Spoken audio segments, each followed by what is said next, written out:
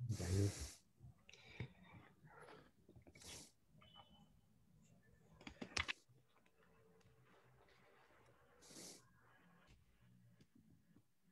euh,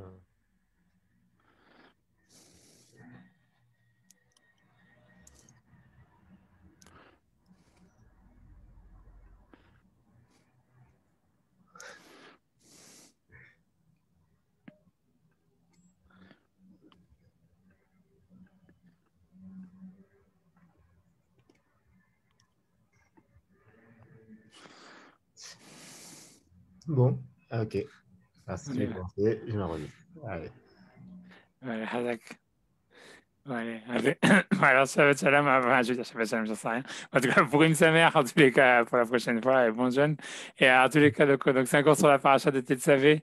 Et donc, voilà. Donc, en fait, comme j'ai dit, je dois parler. Normalement, le but des cours, c'est de parler de la politique et faire un lien avec Tetzavé et la politique, c'est difficile. Et en plus, qu'à chaque fois, j'essaie de faire un lien en plus avec l'actualité, alors c'est encore plus difficile. Mais bon, à la fin, j'ai quand même j'ai trouvé quelque chose. Et donc, en fait, parce que pour expliquer un peu l'histoire, pour expliquer pour expliquer un peu disons, le rapport avec l'actualité, ce qui se passe maintenant, c'est qu'en réalité, donc, partout dans le monde, mais surtout, peut-être surtout aux États-Unis, mais je pense en France, c'est la même chose, etc. C'est un peu compliqué. Mais disons qu'en Europe, c'est beaucoup plus compliqué, à mon avis. Mais donc, on lance des plans de relance économique, en fait, pour l'après-Covid. Et évidemment, en fait, c'est basé, en fait, sur.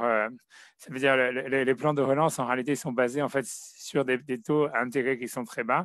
En fait, ça veut dire de baisser les taux d'intérêt, etc. Et en même temps, et, et en fait, le gros danger qu'il y a avec ça, c'est-à-dire avec le fait de baisser les taux et de fait d'arriver, en fait, en réalité, les banques centrales, etc., elles peuvent même emprunter à des taux négatifs, etc. Et c'est le problème, c'est évidemment, c'est l'inflation. Et en réalité, bon, pour l'instant, on voit pas d'inflation, enfin pas démesurée. Il y a beaucoup de raisons pour ça. En réalité, j'ai pas essayé d'expliquer un petit peu euh, pour expliquer pourquoi il n'y a pas d'inflation maintenant. J'ai pas en parler tout de suite puisqu'en fait, je vais quand même faire un cours d'abord sur la paracha plutôt que sur l'économie. Mais en réalité, moi, ce qui m'a, en fait, quand on lit, en fait, ça veut dire quand on voit tout ce que les économistes aujourd'hui, donc c'est un gros débat. C'est aux États-Unis, je pense, c'est beaucoup plus un débat que en fait en France. Ouais, mais bien qu'en Europe, je pense que c'est exactement la même situation. En réalité, le vrai truc, donc c'est toujours l'idée en fait de savoir c'est comment est-ce que cette relance en fait qui va être faite par la demande avec en fait aux États-Unis en fait la politique de Biden, mais ce qui est, c'est en fait c'est de comment dire, c'est vraiment d'envoyer de l'argent à tout le monde, d'envoyer de l'argent et de baisser les taux, etc. Et donc en fait c'est comment est-ce que ça va se passer pour qu'en fait il n'y ait pas d'inflation. Et en fait, chaque économiste, en fait, il vient avec sa théorie et compagnie pour essayer de dire oui, non, blablabla. C'est un très gros débat. Et en réalité, l'histoire, moi, ce qui m'a interpellé là-dedans, c'est que dans la Torah, en réalité, on voit vraiment qu'il y a les deux choses. C'est-à-dire que d'un côté, comme on va le voir, en fait, il y a une haine, il y a une condamnation morale, en fait, de la spéculation qui ferait augmenter les prix. Donc, il y a vraiment une sorte de volonté, bien que ce n'est pas explicite vraiment dans la Torah, mais en tous les cas, dans le Talmud, dans la Mishnah, dans la Gemara, etc. C'est tout à fait explicite, comme quoi, en fait, on essaye d'empêcher et on condamne moralement la spéculation et les tendances inflationnistes, alors que d'un autre côté, en réalité, on interdit aussi les prêts à intérêt. Et donc, en fait, c'est un peu contradictoire. Et puisqu'en réalité, d'une manière, c'est pas d'aujourd'hui que ça, c'est-à-dire ce système-là, l'idée de faire que ça veut dire empêcher les intérêts dans les prêts et le fait que ça va amener l'inflation, en fait, c'est pas quelque chose qui date d'aujourd'hui. Ça veut dire que déjà à l'époque, en réalité, c'était facile. Si on peut emprunter de l'argent en fait à zéro, en fait, on peut facilement en fait acheter plein de blé, par exemple, ou n'importe quoi, et ensuite le garder dans des stocks, et ensuite attendre que les prix s'envolent, puisque en fait, il y a pas de, comment dire, il n'y a pas de produits il n'y a pas d'offres. Et avec ça, donc, en fait, on fait monter les prix. Et donc, en réalité, donc, c'est quelque chose qui existait, en fait, dans le judaïsme tout le temps, c'est-à-dire pendant toute la période où, en tous les cas du deuxième temple, où les Juifs, ils avaient leur pays, où justement, on interdisait, en fait, les prêts avec intérêt. Et donc, en fait, ils étaient donc, en fait, constamment, en fait, les Chachamim, ils étaient, en fait, constamment euh, confrontés à ce problème de l'inflation qui était fait par les riches, on va dire, par ceux qui pouvaient investir en tous les cas, ou même qui pouvaient en tous les cas emprunter à taux zéro, et il suffisait en fait d'acheter de la nourriture, d'acheter des matières premières, de les storer, et ensuite d'attendre que les prix s'envolent pour les revendre.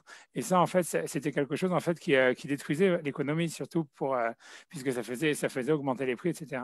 Donc, en fait, les Haramim, dans la Gemara, ça veut dire qu'ils avaient trouvé une méthode, tu vois, ça veut dire qu'ils avaient une politique qui était justement, qui permettait en fait de garder en fait des taux d'intérêt à taux zéro et en fait, et en même temps, et d'essayer de casser l'inflation. On va voir après c'est quoi cette méthode, etc. Et voilà, mais c'est quelque chose de technique pratiquement. Et c'est intéressant parce que quand on voit donc je dis franchement, c'est pas un cours comme vous avez. Mais bon, maintenant j'ai envie de faire des cours rébarbatifs. Pour moi, c'est un grand plaisir. Et mais c'est-à-dire qu'en réalité, donc en fait, l'idée, voilà, c'est-à-dire que parmi les économistes aujourd'hui qui cherchent des solutions en fait à ce problème, il y en a qui ont pensé à des choses similaires.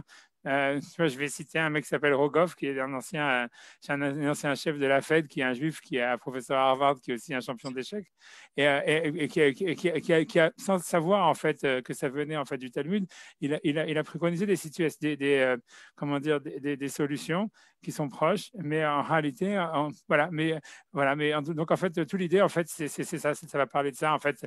Mais évidemment, je ne vais pas parler, c'est comme je vous dis, comme c'est un cours sur la paracha aussi, donc en fait, on va faire tout on va faire tout dans les mots et dans les textes, et puis je pense que je vais essayer un petit peu, pour que ça ne soit pas trop ennuyeux, etc., et aussi pour pouvoir remplir une heure. Donc, on va aussi regarder des trucs de la paracha, etc., et voilà. Donc, mais l'idée principale, elle est là, en fait. Elle est en fait d'essayer de savoir comment est-ce qu'on pourrait, en fait, puisque c'est ça l'idée de la Torah. La Torah voulait en fait en même temps créer une économie où il n'y avait pas de taux, il y avait des taux d'intérêt à taux zéro, et en même temps à ce qu'il n'y ait pas de spéculation et qu'il n'y ait pas de poussée inflationniste. Et donc l'idée en fait elle est de savoir comment est-ce que les Haramim, eux, pendant ces siècles, quoi, ils se sont en fait ils avaient trouvé une méthode ou comment est-ce qu'ils ont fait pour justement faire que les deux choses puissent coïncider. Donc voilà. Donc, et donc dans la paracha, voilà. Donc la première chose pour faire le lien avec la paracha, donc en fait c'est au début de la paracha, en fait c'est simplement donc j'ai ramené les deux premiers versets de la paracha où en fait la Torah elle parle en fait d'un concept qui est intéressant, qui est le fait que la Torah on peut dire ça, on va dire la Torah, dans les mots des Chazal, ça va être la Torah, elle aime l'argent des Juifs. Dans le sens, ça ne veut pas dire qu'elle veut le prendre, mais elle voulait en fait au contraire que les Juifs soient riches. Et en fait, il y a comme il y avait une volonté dans la Torah, à ce que voilà, on va voir, c'est ce début de la paracha où ça apparaît, où en fait la Torah, elle voulait pas que la religion coûte trop cher. Ça, c'est un concept comme ça. Et elle voulait aussi et pourquoi? La Gemara, elle va expliquer pourquoi. Parce qu'en fait, elle voulait que les Juifs, en fait, ils aient de l'argent. Et donc, pour cela, il ne fallait pas que la religion, ce soit quelque chose qui soit un gouffre financier. Et donc, ça, c'est quelque chose qui apparaît en fait dans la construction du Mishkan, juste au début de la paracha. Je vais le faire dans les mots, si vous voulez. Donc, il y a marqué au début de la paracha, donc il y a marqué Vata tetsavé et béné Israël. Donc, et toi, tu vas ordonner aux enfants d'Israël Veyikru elecha shemen zaïzach, et ils prendront vers toi de l'huile pure, katit, concassée, ou on va dire, voilà, ou pressée, la mahor pour l'illumination, la halot nertamid pour faire monter une bougie éternelle ou perpétuelle. Bawel Moed, Michutz Saparochet, Achar ala Edut.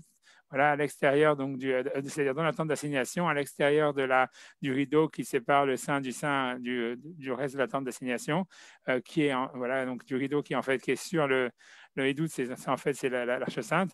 Il y a Oroto Aaron. Donc, Aaron, il la prépara. Ouvanav et ses enfants, mais Rev Adboker, du soir au matin. Lifnei Hashem, devant Hashem. Hukat Olam, ça veut dire une loi éternelle. Et Dorotam, pour leur génération. Med Bene Israël, de la part des enfants d'Israël. Et donc, en fait, Rashi on va simplement faire les premiers Rashi.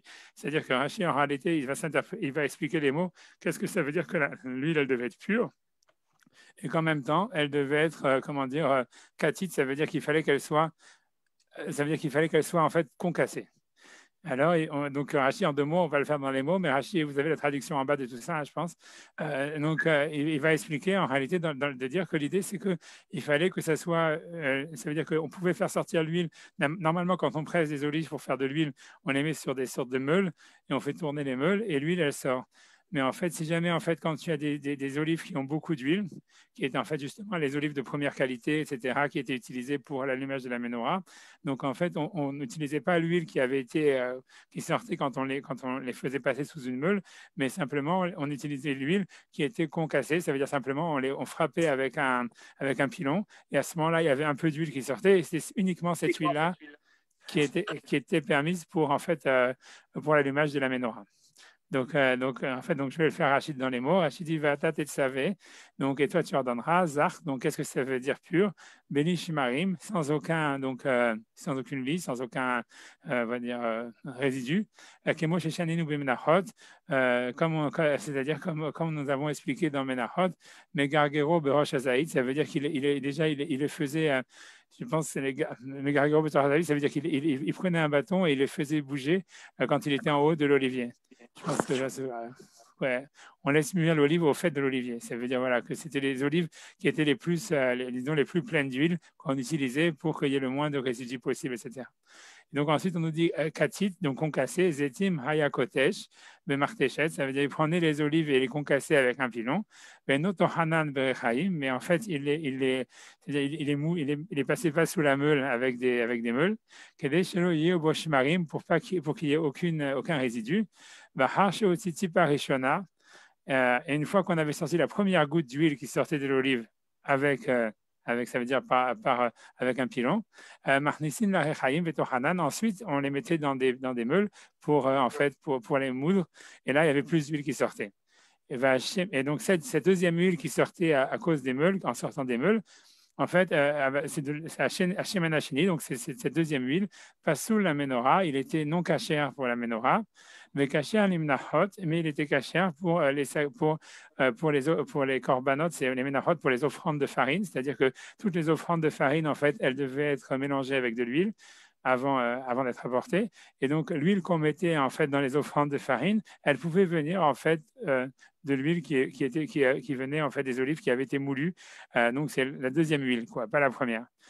Génémar, katit la maor, puisqu'en fait le verset il dit katit la maor, ça veut dire qu'il faut que ça soit en fait concassé pour l'allumage, velo katit la mnachot, et on peut en déduire, on l'a fait une déduction en disant il faut que ça soit concassé pour l'allumage, mais pas en fait concassé pour en fait comment dire, les corbanotes, ça veut dire les offrandes qui étaient amenées au misbéach. Quand on mettait de l'huile dedans, en fait, on n'utilisait pas l'huile de la première pression, même pas la première pression, mais ça veut dire, comme Rachid a décrit, qu'il sortait carrément avec un pilon. Donc, c'était assez difficile à faire sortir déjà. Mais c'est pas toutes les huiles qui pouvaient le faire, etc. Et pas toutes les olives. Mais pour les offrandes de farine qui étaient amenées sur l'autel, en fait, on pouvait utiliser de l'huile qui venait, en fait, de quelque chose qui avait été, en fait, moulu. D'accord? Voilà, donc ça veut dire, bon, je ne vais pas continuer à faire les autres archives, bien qu'ils auraient été intéressants, mais bon, mais ce n'est pas dans ce sujet, donc je vais avancer. Et en réalité, donc, la question qu'on pourrait se demander, qu'on va voir que la Gemara, en fait, c'est la Mishnah qui va la demander, c'est qu'en réalité, comme ça, en fait, si on regarde en fait comment est-ce que le Mishkan ou le Mizbeach il fonctionnait, ça veut dire le Beth Amikdash, quoi, tout le service en fait du temple. En réalité, si on regarde, tout fonctionne au fond un petit peu comme ça fonctionne dans la maison d'une personne. C'est-à-dire que, pour donner un exemple, c'est-à-dire comment un sacrifice il est fait, il y a, je sais pas, il y a toujours la viande, et il y a des libations de vin, il y a une offrande de farine. Voilà, donc en fait, c'est bon, il n'y a pas les légumes, mais bon, à part les légumes qui manquent, parce que la Torah elle a dit de ne pas mettre des légumes, mais en tous les cas, et en fait, c'est comme si tu faisais un hamburger, si tu veux, c'est quelque chose avec un verre de vin, et puis voilà, donc c'est toujours lié avec comment tu manges, c'est-à-dire comment toi tu aurais mangé, en fait, c'est comme ça qu'on donnait à manger au misbéach, c'est-à-dire la même chose, tout le misbéach, il fonctionne comme ça. L'hôtel des encens, c'est parce qu'avant, tout le monde avait un hôtel d'encens à la maison pour si jamais ça sentait mauvais ou parce qu'il voulait avoir que ça sente bon dans la maison. Mais tout ça, là, comme on a dit, le Aron HaKodesh, c'est-à-dire l'Arche Sainte, c'est comme le bureau où il y avait tous les livres. Et en fait, donc c'est fait en fait comme une maison. Il y a la table avec les pains de préposition et tout ça. Donc ça veut dire tout le misbéach, quand on regarde comment est-ce qu'il fonctionne, il fonctionne en fait comme si il y avait comme une sorte d'un être humain ou un type normal ou une famille normale qui habitait dans la maison et qu'on leur donne en fait à manger ou à boire ou etc. comme on ferait chez un être humain. Maintenant, donc la question que la Mishnah elle va demander, c'est la suivante. C'est en fait, si jamais quelqu'un, en fait, donc à l'époque, disons, on va dire, quand on allumait les bougies, on allumait des lampes chez soi à la maison, on utilisait de l'huile. Maintenant, en fait, quand tu vas allumer des bougies avec de l'huile, en fait, et disons que tu as de l'huile d'olive pour allumer des bougies, et tu as plusieurs qualités d'huile d'olive, la meilleure huile, tu vas l'utiliser pour quoi? Tu vas l'utiliser pour mettre dans ta salade ou pour mettre pour la manger, je sais pas, avec des pâtes ou avec du pain, ou alors est-ce que tu vas l'utiliser pour allumer les bougies? Normalement, tu vois, si tu vois, tout le monde va te dire qu'en fait, quand tu vas allumer les bougies, tu vas utiliser l'huile de la moins bonne qualité. C'est normal parce qu'en fait, ça fait le même job. Ça veut dire il y a aucune, enfin, tout le monde s'en fout. Ça veut dire ça fait une lampe, ça fait une lampe. Et si jamais en fait tu vas utiliser de l'huile non extra vierge, quatrième pression, tout ça, tu vois, c'est bon, ça allume les bougies comme tu peux allumer avec les bougies de Hanouka, les bougies de Shabbat. C'est ça ce que tu vas utiliser. Par contre, quand tu vas faire une salade ou quand tu vas cuisiner, etc., ce que tu vas manger toi, si tu as le choix, tu vas prendre organique, première pression, la meilleure huile, etc., parce qu'elle a un meilleur goût, elle est meilleure. C'est-à-dire, c'est comme ça, en fait, que n'importe quelle personne, si jamais tu vas chez n'importe qui, et qu'il a, à l'époque, surtout, on allumait des bougies avec de l'huile, en fait, on utilisait la meilleure huile pour la cuisine et l'huile de deuxième qualité, en fait, pour l'allumage.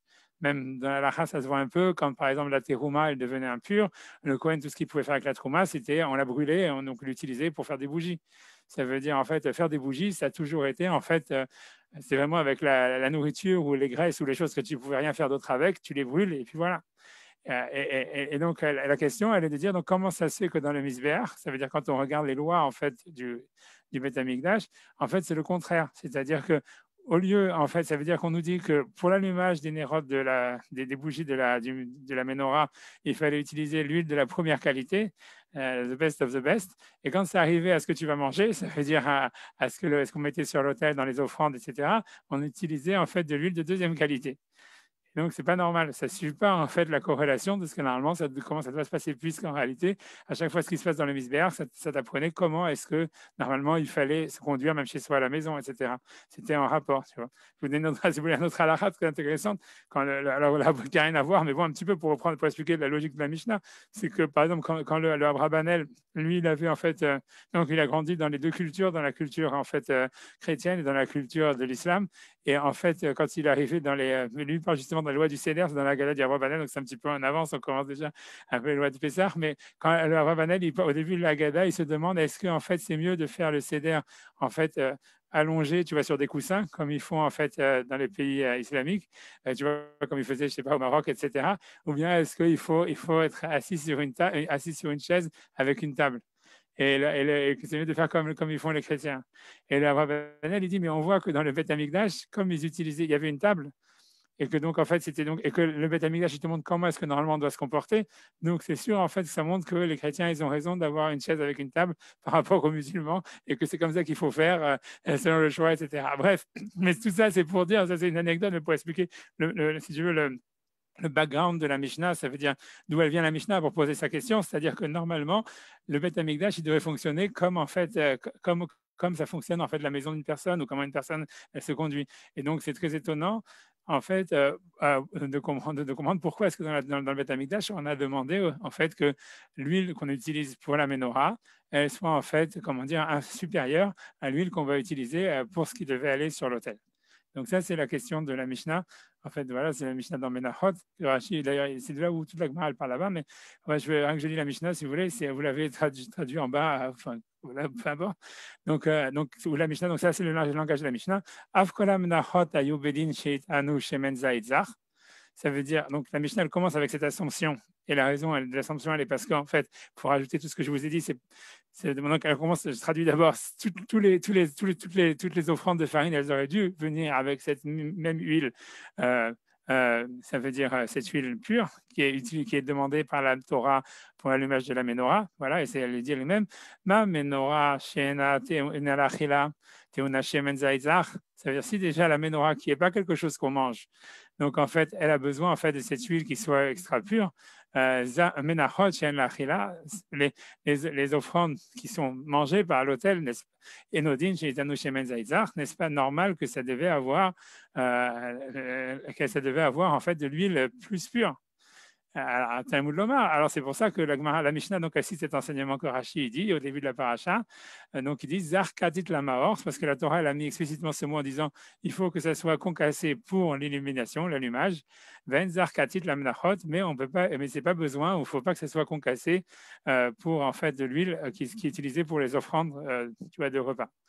Et donc bref, voilà, donc la Mishnah, elle pose la question et elle dit en fait, on a comme Rashi, donc elle cite en fait le verset en disant voilà, la Torah, elle a dit explicitement que elle a dit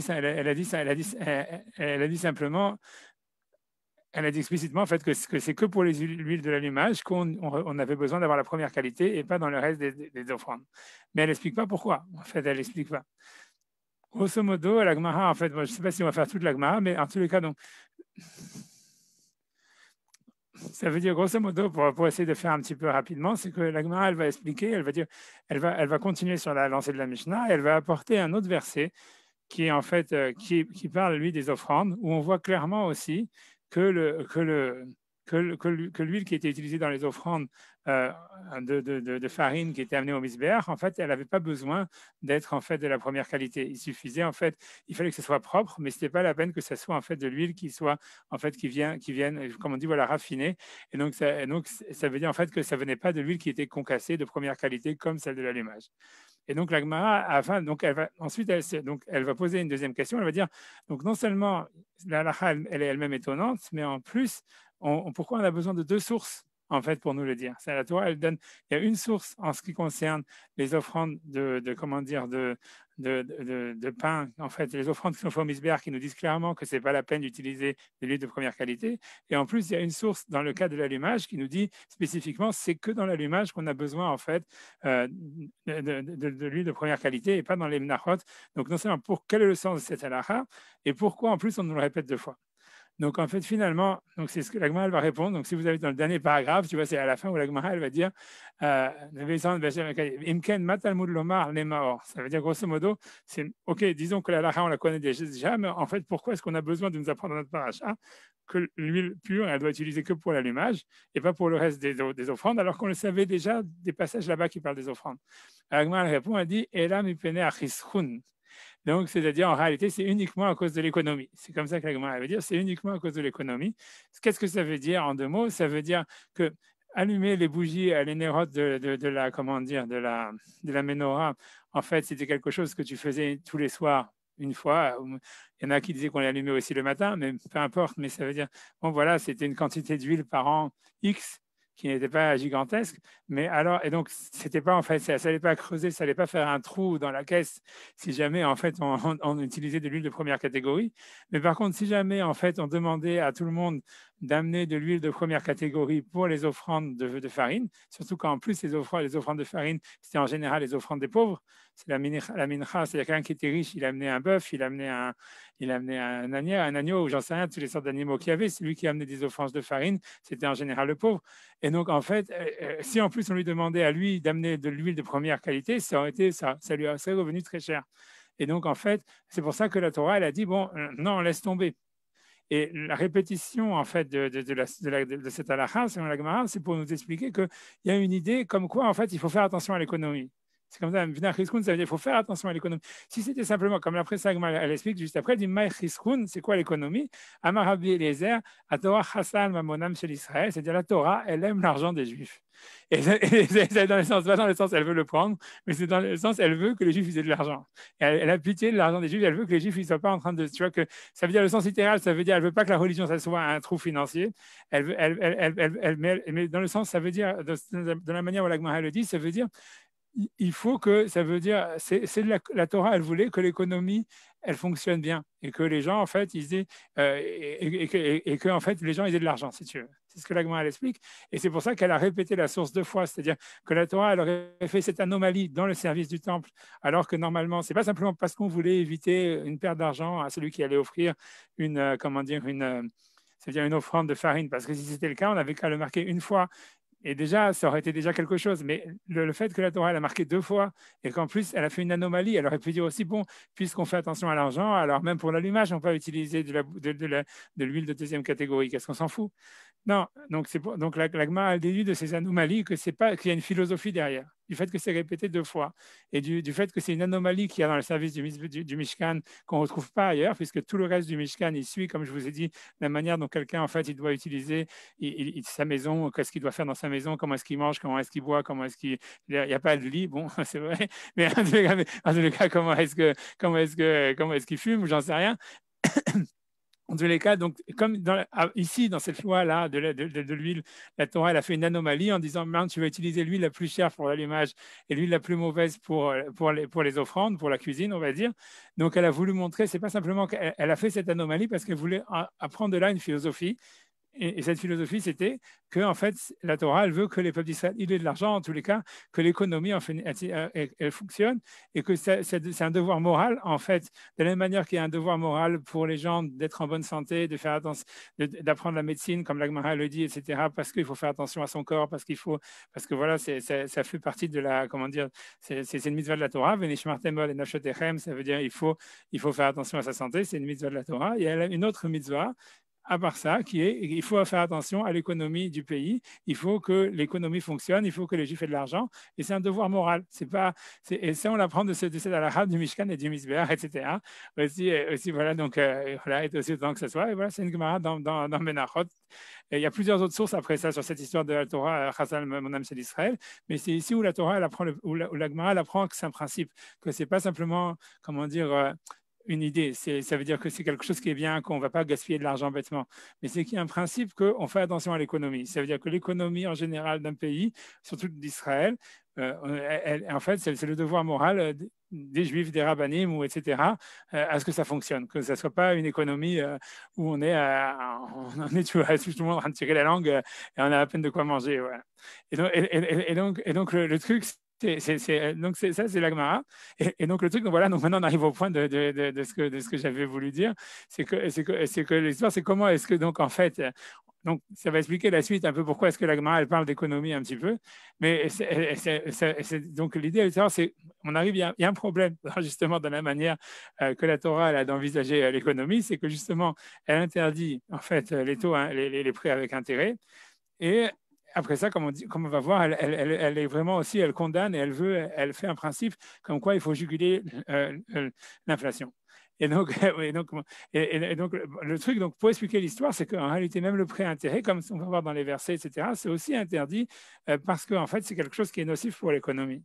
C'est-à-dire qu'en fait, l'idée derrière, c'est, on sait pas, là, j'ai ramené d'abord les versets en fait ça veut dire les versets de la paracha de la semaine d'il y a 2 semaines de Mishpatim. On va voir, c'est plus clair en fait dans le livre dans le Vayikra. Mais en réalité, par derrière, l'idée en fait, c'est que l'idée qu'il y avait dans l'interdit du prêt à intérêt, c'était que si jamais en fait on commence en fait à demander des intérêts à ceux qui empruntent, en fait, c'est clair qu'on va rendre les gens pauvres plus pauvres et les gens riches plus riches. Et en fait, pour la Torah, en fait, c'était quelque chose qui était qui à terme, en réalité, en fait, à terme, ça mettait l'économie par terre. Et parce que en fait, si tu concentres toutes les richesses en fait dans peu de mains et que les autres, que tu leur enlèves les richesses, eh ben, c'est sûr qu'à la fin, ton économie, puisqu'elle tombe, parce que voilà, qu'est-ce que tu vas faire? Et les riches, ils peuvent peut-être consommer, ils ne peuvent pas consommer autant que tout un peuple, etc. Et donc, à la fin, quoi qu'il arrive, on se retrouverait dans des situations mauvaises. C'est-à-dire, et c'est pour ça que toute l'idée même de la Shemitah, c'est-à-dire que tous les 7 ans, on annule les dettes, toutes ces histoires-là que chacun revient à sa terre, etc., c'était en fait parce qu'on voulait, en fait, donc c'était une économie capitaliste, mais en même temps, mais ça veut dire très régulé dans ce sens-là. Ça veut dire différemment. Donc, ça veut dire que ce n'était pas régulé par des taxes, mais c'était régulé par le fait, en fait, que tous les 49 ans, eh bien, c'était en fait la durée de la vie professionnelle d'une personne. Alors, à la fin, on remettait tout à zéro. Ça veut dire que c'est vrai, tu pouvais, tu pouvais travailler, etc., etc. Léna qui aurait pu devenir riche, chose qui est devenue pauvre et tout ça. Mais à la fin, pour la génération d'après, hop, c'était passé pour, on remettait toutes les pendules à l'heure pour que comment dire, les différences, elles s'augmentent pas avec les générations. Et donc voilà. Mais en tous les cas, donc Donc l'idée par derrière, donc moi ce que je veux simplement expliquer, c'est comment c'est possible, etc. Donc j'ai simplement d'abord amené les versets qui parlent évidemment de l'interdit de prêter intérêt. Donc dans Mishpatim, il y a un passouk, mais on va voir dans Vaïkra, c'est beaucoup plus explicite. J'ai ramené simplement les versets de l'Exode parce que, en fait, comme j'avais dit que c'est un livre sur l'Exode, donc et que c'est une paracha qui est passée il n'y a pas longtemps, donc je me suis dit autant les ramener. En plus que c'est aussi c'est des psukim qu'on lit toutes les fêtes. Donc c'est important, quoi. C'est la lecture, c'est le début de la lecture de la paracha, de la Torah pour toutes les fêtes pendant les 3 fêtes de pèlerinage, enfin pour Pessah et Sukkot. Donc, en fait, donc, im kesef talve et ami et ani imach, lo tielo kenoshe, lo tasimun alav nesher. Donc si tu prêtes de l'argent à quelqu'un de mon peuple, un pauvre qui est avec toi, ne sois point à son égard comme un créancier, n'exigez point de lui des intérêts. D'accord? Donc, im kesef talve et ami, tu vois, donc que c'est une mitzvah, ça veut dire que si jamais quelqu'un, en fait, il est dans le besoin, il faut lui prêter. Comme la Gemara va expliquer dans Vayikra, que l'idée, c'était de dire que c'est mieux vous prêter que donner de la tzedaka. Parce que voilà quoi. Parce que pour plein de raisons, une des raisons, comme la Gemara va expliquer, c'est parce que même au niveau économique, à la fin, si tu prêtes et que le pauvre il ne devient pas si pauvre grâce à ça, donc en fait, même pour toi, tu vas gagner à la fin. Alors que quand tu vas donner de la tzedaka, tu donnes, mais en fait, toi, tu perds dans l'histoire. C'est-à-dire, tu perds pas la mitzvah, mais en tous les cas, ça veut dire que c'est pas quelque chose qui va te revenir, quoi. C'est évident. Tu vois, c'est-à-dire que quand tu prêtes à quelqu'un de l'argent, en fait, tu lui permets la possibilité de garder un business, de lui faire rentrer de l'argent, etc. Et si tu lui prends pas des intérêts, donc en fait, tu lui permets, en fait, voilà, de se remettre en selle, etc. Si tu commences à donner, en fait, par contre, tu vois, des aides, ça veut dire tu commences à donner de la tzedaka, à ce moment-là, le type, en fait, une fois qu'il est par terre, c'est très difficile, ça va être très difficile pour lui de se relever. C'est ce que Rashi va dire, on va le voir tout ça dans les mots, etc. C'est plus dans la paracha de Vaïkra. Comme Rashi va donner, la Gemara va donner l'exemple, elle va dire si jamais, en fait, il y a un âne qui a, en fait, qui a une charge et que la charge, elle est en train de tomber, si jamais on arrive à la rattraper avant qu'elle tombe, une seule personne, ça suffit pour remettre la charge droite sur l'âne. Mais une fois que la charge elle est tombée de l'âne, il faut au moins 5 ou 6 personnes pour la remettre. Et c'est ça l'idée, quoi. C'est qu'une fois que c'est tombé, c'est tombé. Alors que donc prêter, c'est une manière en fait d'essayer de sauver la situation avant que ça tombe, quoi.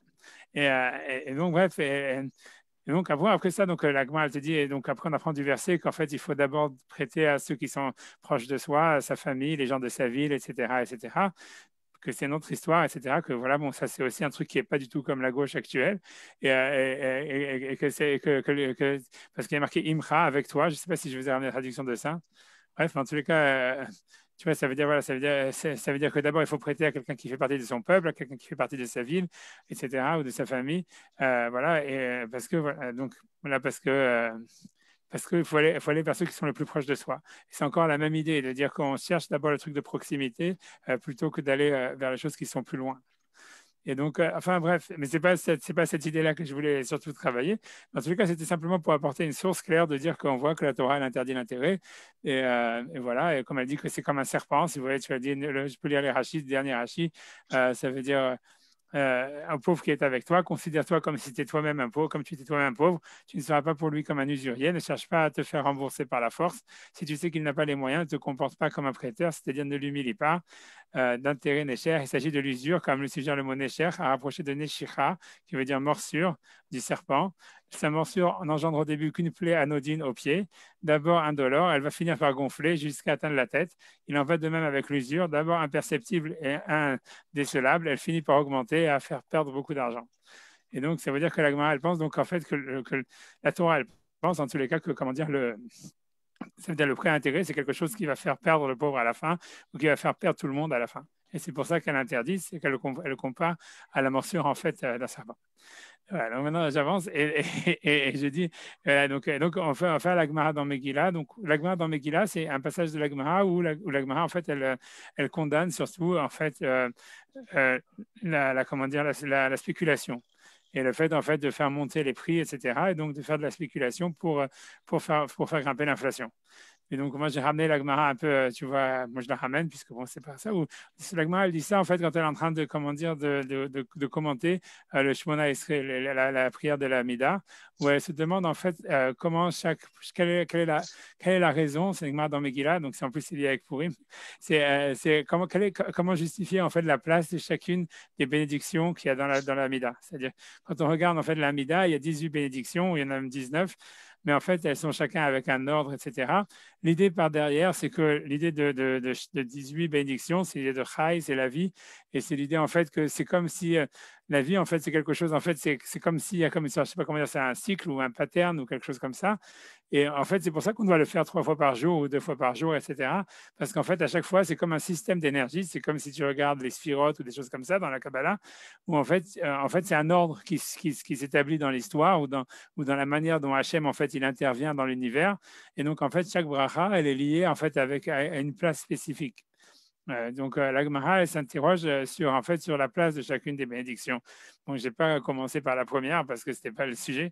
Et, et donc, mais ce qui m'intéresse, c'est donc j'ai parlé sur les trois, sur ce qui est le petit paragraphe qui nous intéresse à nous, où la Gemara elle demande Umar Raou Geoula Bashvit, c'est-à-dire pourquoi est-ce que, en fait, la 7e bénédiction du Shmona Esrei, de l'Amida, en fait, c'est la Geoula. C'est Rena Hashem Bonenu, tu vois, ça veut dire regarde notre souffrance, etc. Ou Malegalenu Gula Shelema Leman Shemecha, Hashem Goel Israël. Ça veut dire, voilà, regarde notre souffrance, etc. Et regarde ce truc, libère-nous une libération parfaite. Alors, pourquoi est-ce que la bénédiction dans le Shemona Esrei, c'est la 7e bénédiction, c'est la bénédiction qui parle de la libération. Et donc, l'Agma a dit, en fait, c'est parce qu'on sait que le Mashiach, il va venir pendant la Shivit, ça veut dire pendant la 7e année, pendant l'année de la Shemitah. Et donc, c'est pour ça, en fait, que la libération est liée avec le chiffre 7. Tu vois, Amarava, tu vois, Amarava, Mitor Sheatidim Nigal Bashevit, puisqu'ils vont être libérés pendant la 7e année, les Fihar Kivawa Beshvit, c'est pour ça qu'ils l'ont fixé dans la 7e bénédiction. Après, l'Agma, elle dit, il va à Marmor, mais on sait que l'enseignement dit, Beshishit Kolot, ça veut dire le 6e année, il y a du bruit, ça veut dire beaucoup de bruit qui se fasse, et beaucoup voilà, des bruits, je ne sais pas ce que ça veut dire, enfin des bruits, c'est ce qui est marqué, des voix. Bashvit Milchamot, et la 7e année, dans l'année de la Shemitah, il y a la guerre, Moussai, Shvit, Ben David Bam, et que, alors que le Mashiach, il vient la 8e année. Alors on dit, l'Agma dit, c'est vrai, mais Milchama Nami Atralta de Geolaï, la guerre, c'est déjà le début de la libération. Et donc, c'est pour ça que la libération est liée avec le nombre 7 et pas avec le nombre 8.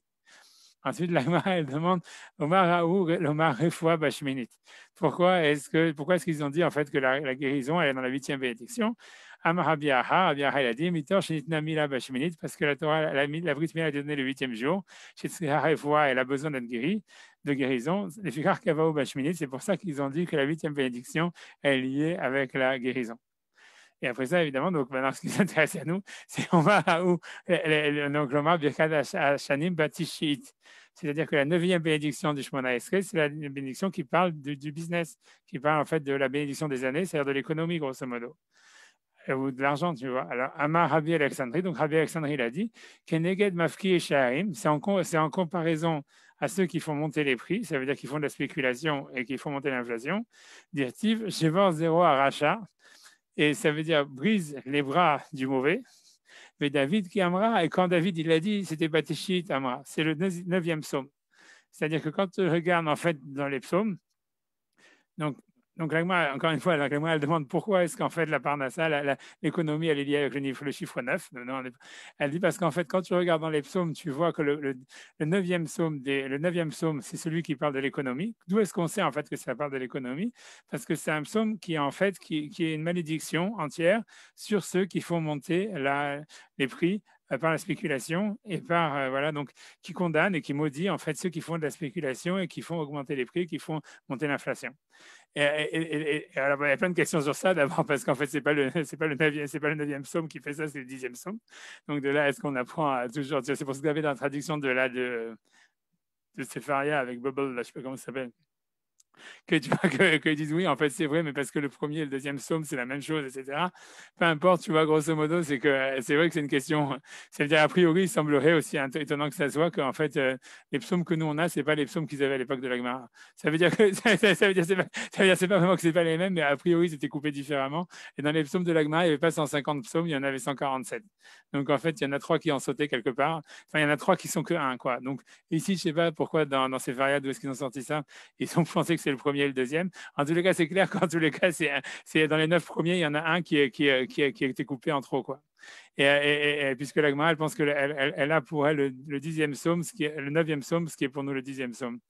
Mais en fait, en gros, il y en a 3 qui sautent. Il y en a 3 qui sont différents. Il y a 147 psaumes dans les psaumes du Talmud. bref, mais en tous les cas, l'idée, c'est que, bon, on s'en fout de cette question, on va dire, peu importe, tu vois. Ça veut dire, c'est pas, le 9 et le 10, c'est la même chose dans la Kabbalah, pratiquement, et puis voilà. Mais le truc, c'est qu'en fait, tu vois, ce qui est assez intéressant, c'est que, après, bon, là, on va pas faire la suite de l'agma sur le reste du Shemona Esrei et tout ça, etc. Ce qui est intéressant, tu vois, ça veut dire, ce qui est intéressant, je peux simplement dire un truc à part, mais c'est quand quelqu'un il va regarder cette Gemara et qu'il voit en fait tout ça, on voit que ça correspond aussi à des périodes dans l'histoire, tout ce qu'ils disent, tu vois, c'est-à-dire, tu vois, ça veut dire la bénédiction de l'intelligence, la bénédiction de la teshuva, la bénédiction, en fait, après ça, voilà, de la délivrance, de la guérison, de la Berkat Hashanim, tu vois, c'est-à-dire, on voit qu'en fait, que c'est lié, en fait, ça veut dire, il y a eu des périodes, ça veut dire quand c'est pas simplement des périodes qu'il y a dans la journée ou dans des périodes qu'il y a dans la vie, c'est aussi c'est des périodes en fait qu'il y a des cycles qui se retrouvent en fait aussi dans la comment dire dans l'histoire que quand il y a des d'abord il y a des guerres, après ça il y a une guérison, après ça il y a une expansion économique, après ça il y a la justice, après il y a ça, après il y a ça. Quand on regarde l'Agma, en fait toutes ces histoires des 18 bénédictions, que c'est un cycle, que chaque chose elle vient, elle entraîne l'autre, c'est quelque chose qu'on peut retrouver en fait et dans le cycle de la vie et dans le cycle de la journée et dans le cycle de l'histoire en général. Bref, tu vois, c'est pas le sujet. Mais tu vois, ce qui m'intéresse en tout cas dans cette histoire-là, c'est que l'Agma, en fait, quand elle a voulu parler en fait de la connexion en fait entre l'économie et la bénédiction qu'il y a dans le Shemona Esrei et les psaumes, etc. Elle a parlé de ça. Elle a simplement parlé de ceux en fait de la malédiction qui tombe sur ceux qui font augmenter les prix et qui font monter l'inflation. Et c'est un truc qui est récurrent en fait, même dans le traité de Ta'anit, etc. Où pour la Gemara, en fait, c'était quelque chose c'était comme une sorte de comment dire sais pas, c'était un but, c'était quelque chose, un devoir moral de lutter contre l'inflation et contre la spéculation. Et donc voilà, mais donc c'est surtout ça. Mais si vous voulez, j'ai ramené en fait c'est simplement comment dire le psaume en entier, quoi, qui est le 9e psaume chez nous, mais qui est le 10e pour la Gemara, qui est avec la Shanim, qui montre, tu vois, en fait, à chaque fois, en fait, tu vois donc, que la Gemara elle interprète que ça parle pas en fait du voleur ou c'est-à-dire puisqu'on voit que on va le faire, je vais le faire dans les mots, mais donc on va voir que ça décrit en fait quelqu'un qui est très malhonnête et qui vole l'argent, etc. Mais la Gemara, elle pense que ce type-là, c'est pas quelqu'un qui vient de force pour prendre de l'argent de quelqu'un, mais ça parle de quelqu'un en fait qui fait de la spéculation pour faire augmenter les prix. La raison pour laquelle la Gemara elle va interpréter ce verset, tout ce psaume-là sur ça, c'est parce qu'en fait, elle dit, on voit que le type, il vole des pauvres. Et la Gemara va se demander, mais comment est-ce qu'on peut voler un pauvre? On peut rien lui voler. Et elle dit, le seul qui arrive, en fait, tu vois, à voler un pauvre, c'est celui qui fait de la spéculation pour augmenter les prix. Et c'est pour ça qu'elle va interpréter en fait tout ce psaume en fait sur celui qui fait de la spéculation et ceux qui font justement monter l'inflation. Donc je sais pas rien que je lis parce que tu vois c'est intéressant pour donner une idée, mais comme je dis il y a plein de sources dans la Gemara sur ça. À quel point la Gemara elle pensait vraiment que c'était un truc qui était mauvais, qu'il fallait combattre. Et à quel point moralement c'est quelque chose de négatif quoi, plus négatif peut-être que de voler quelqu'un dans sa maison. Et donc voilà, donc, donc en tout cas, moi, je lis le psaume, de toutes les façons, c'est pas grave, je lis en français, je m'en fous. Ouais.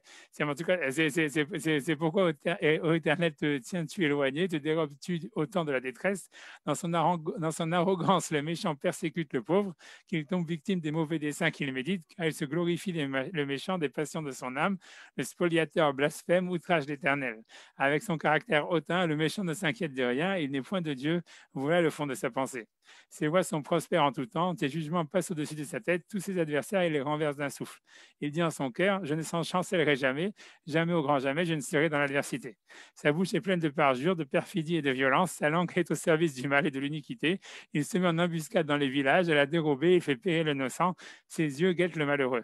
Comme le lion dans le fourré, il dresse de secrètes embûches, il les dresse pour s'emparer du pauvre, il s'empare du pauvre en l'attirant dans son filet. Il s'accroupit, il se tapit, et les malheureux tombent dans ses griffes. Il dit en son cœur, Dieu est sujet à l'oubli, il dérobe sa face, jamais il ne voit rien. Voilà, Seigneur, lève-toi, Dieu puissant, brandis ta main, n'oublie pas les âmes. Pourquoi l'impie outragerait-il Dieu? Dirait-il en son cœur que tu ne demandes aucun compte? Tu vois tout, tu regardes la misère et les chagrins pour les protéger de ta main. À toi s'abandonne le malheureux, l'orphelin, et tu lui prêtes assistance. Brise le bras, c'est le verset donc qui est ramené dans la Gemara, que selon la Gemara, c'est ça tout le but de la bénédiction qu'on fait dans le Shemona Esrei. C'est ce passouk, c'est brise le bras de l'impie, le méchant, châtie sa perversité pour qu'il n'en soit plus trouvé trace. Voilà, tu vois, donc tu vois, c'est ça, c'est la Gemara. Alors on aurait pu prier pour d'autres choses, tu vois, je sais pas, pour gagner au loto, je sais pas. Non, tu vois, on prie contre les spéculateurs. L'Éternel est roi à tout jamais, les peuples disparaissent dans son pays, et les peuples disparaissent de son pays. Tu entends le souhait des âmes, l'Éternel, tu as fermé leur cœur, tu as prêté l'oreille en vue de rendre justice à l'orphelin, à l'opprimé, pour que nul mortel n'agisse plus tyranniquement sur terre. Donc voilà. Donc, mais tu vois, donc comment est-ce que j'ai voulu dire, c'est qu'en fait, voilà, donc en fait, encore une fois, donc ce que j'ai voulu en fait expliquer, donc ok, très bien, la Torah, donc en fait, c'est clair qu'elle condamne en fait la spéculation et tout ça, mais en faisant en interdisant le prêt intérêt, en fait, elle favorise à mort la spéculation, comme j'ai dit, puisqu'en fait, il suffisait en fait d'emprunter pour acheter, et puis ensuite pour garder et pour faire monter les prix. Il n'y avait rien, et puis ça coûtait rien. Si tu charges des intérêts, tu peux empêcher la spéculation. C'est ce qui se passe aujourd'hui. Si tu charges des intérêts, en fait, c'est pas comme ça qu'on le fait. On dit que ça fonctionne, mais les mécanismes n'ont pas changé depuis l'Antiquité. En fait, ça revient au même, en fait, par des moyens différents. C'est-à-dire que si tu fais monter les taux d'intérêt, tu vas faire baisser l'inflation parce qu'en fait, les gens, ça veut dire, ils vont garder l'argent dans les comptes en banque. Ils vont pas, en fait, comment dire, ils vont pas consommer, ils vont pas acheter, tu vois, des choses qu'ils n'ont pas besoin, on va dire, au moins acheter des choses qu'ils n'ont pas besoin pour faire monter les prix. Mais en fait, ces mêmes mécanismes, il existait en fait. Aujourd'hui, on a une situation d'hyperconsommation. C'est ça ce qui fait en fait, qui peut faire augmenter les prix, etc. par la demande. Mais à l'époque, ça revenait au même, puisqu'en fait, il suffisait d'acheter pour garder, pour ensuite attendre que les prix montent pour revendre. Mais donc, c'était les mêmes mécanismes. Et donc, donc l'idée, c'est comment comprendre que la Torah, elle demande deux choses qui sont opposées. Et donc, en fait, donc, dans le livre dans le livre de Vaïkra, où en fait, c'est là, donc là, il y a la solution que je vais dire. Hein. Je sais que là, je suis impressionné qu'il y a encore quelques personnes, je ne sais pas s'ils dorment ou pas, on verra. Mais c'est pas grave, de toute façon, je m'en fiche. Mais tu vois, mais en fait, dans la Torah, en tous les cas, comment dire, en fait, elle va expliquer un mécanisme, une manière en fait qui est marquée vraiment dans la Torah, qu'on peut déduire même des versets même de la Torah, dans Vaïkra, de comment est-ce qu'on peut faire fonctionner une économie avec des taux zéro, tout en comment dire, en jugulant l'inflation. Et c'est une possibilité, ça marcherait encore aujourd'hui. Voilà, je dis pas plus pour l'instant. Et donc, en tout cas, donc l'Agma, donc ça, c'est le psukim dans Vaïkra qui parle du prêt à intérêt, où là encore, c'est l'interdit. En fait, donc voilà, il est répété, mais dans le livre de Vaïkra, ce qui est intéressant, c'est que dans le prêt à intérêt, il y a deux concepts. Le concept du prêt à intérêt, il est comment dire, il est divisé en deux. C'est-à-dire on nous amène un nouveau mot. Jusqu'à maintenant, on a vu Necher, qui veut dire mordre, qui veut dire en fait, comme Rachid avait expliqué, que c'était lié en fait à la morsure du serpent, qui vient et qui en fait, tu vois comment dire, qui grandit et qui tue la personne, tu vois, sans qu'ils s'en rendent compte, etc. Mais ensuite, on nous apprend un mot, tu vois, de tarbit, ça veut dire de ribit, c'est justement le mot qui est aujourd'hui plus utilisé que le mot necher.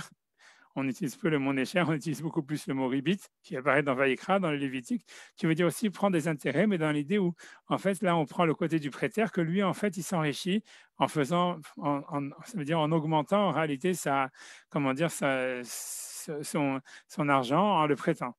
Et ce qui est intéressant, en fait, quand on regarde dans les versets, c'est que ça veut dire, voilà, on va voir, en fait, c'est que dans un des versets, en tous les cas, le mot de Necher, il est utilisé en ce qui concerne l'argent, et le mot de ribit, il est utilisé en ce qui concerne quand tu prêtes ou tu vas emprunter des matières premières.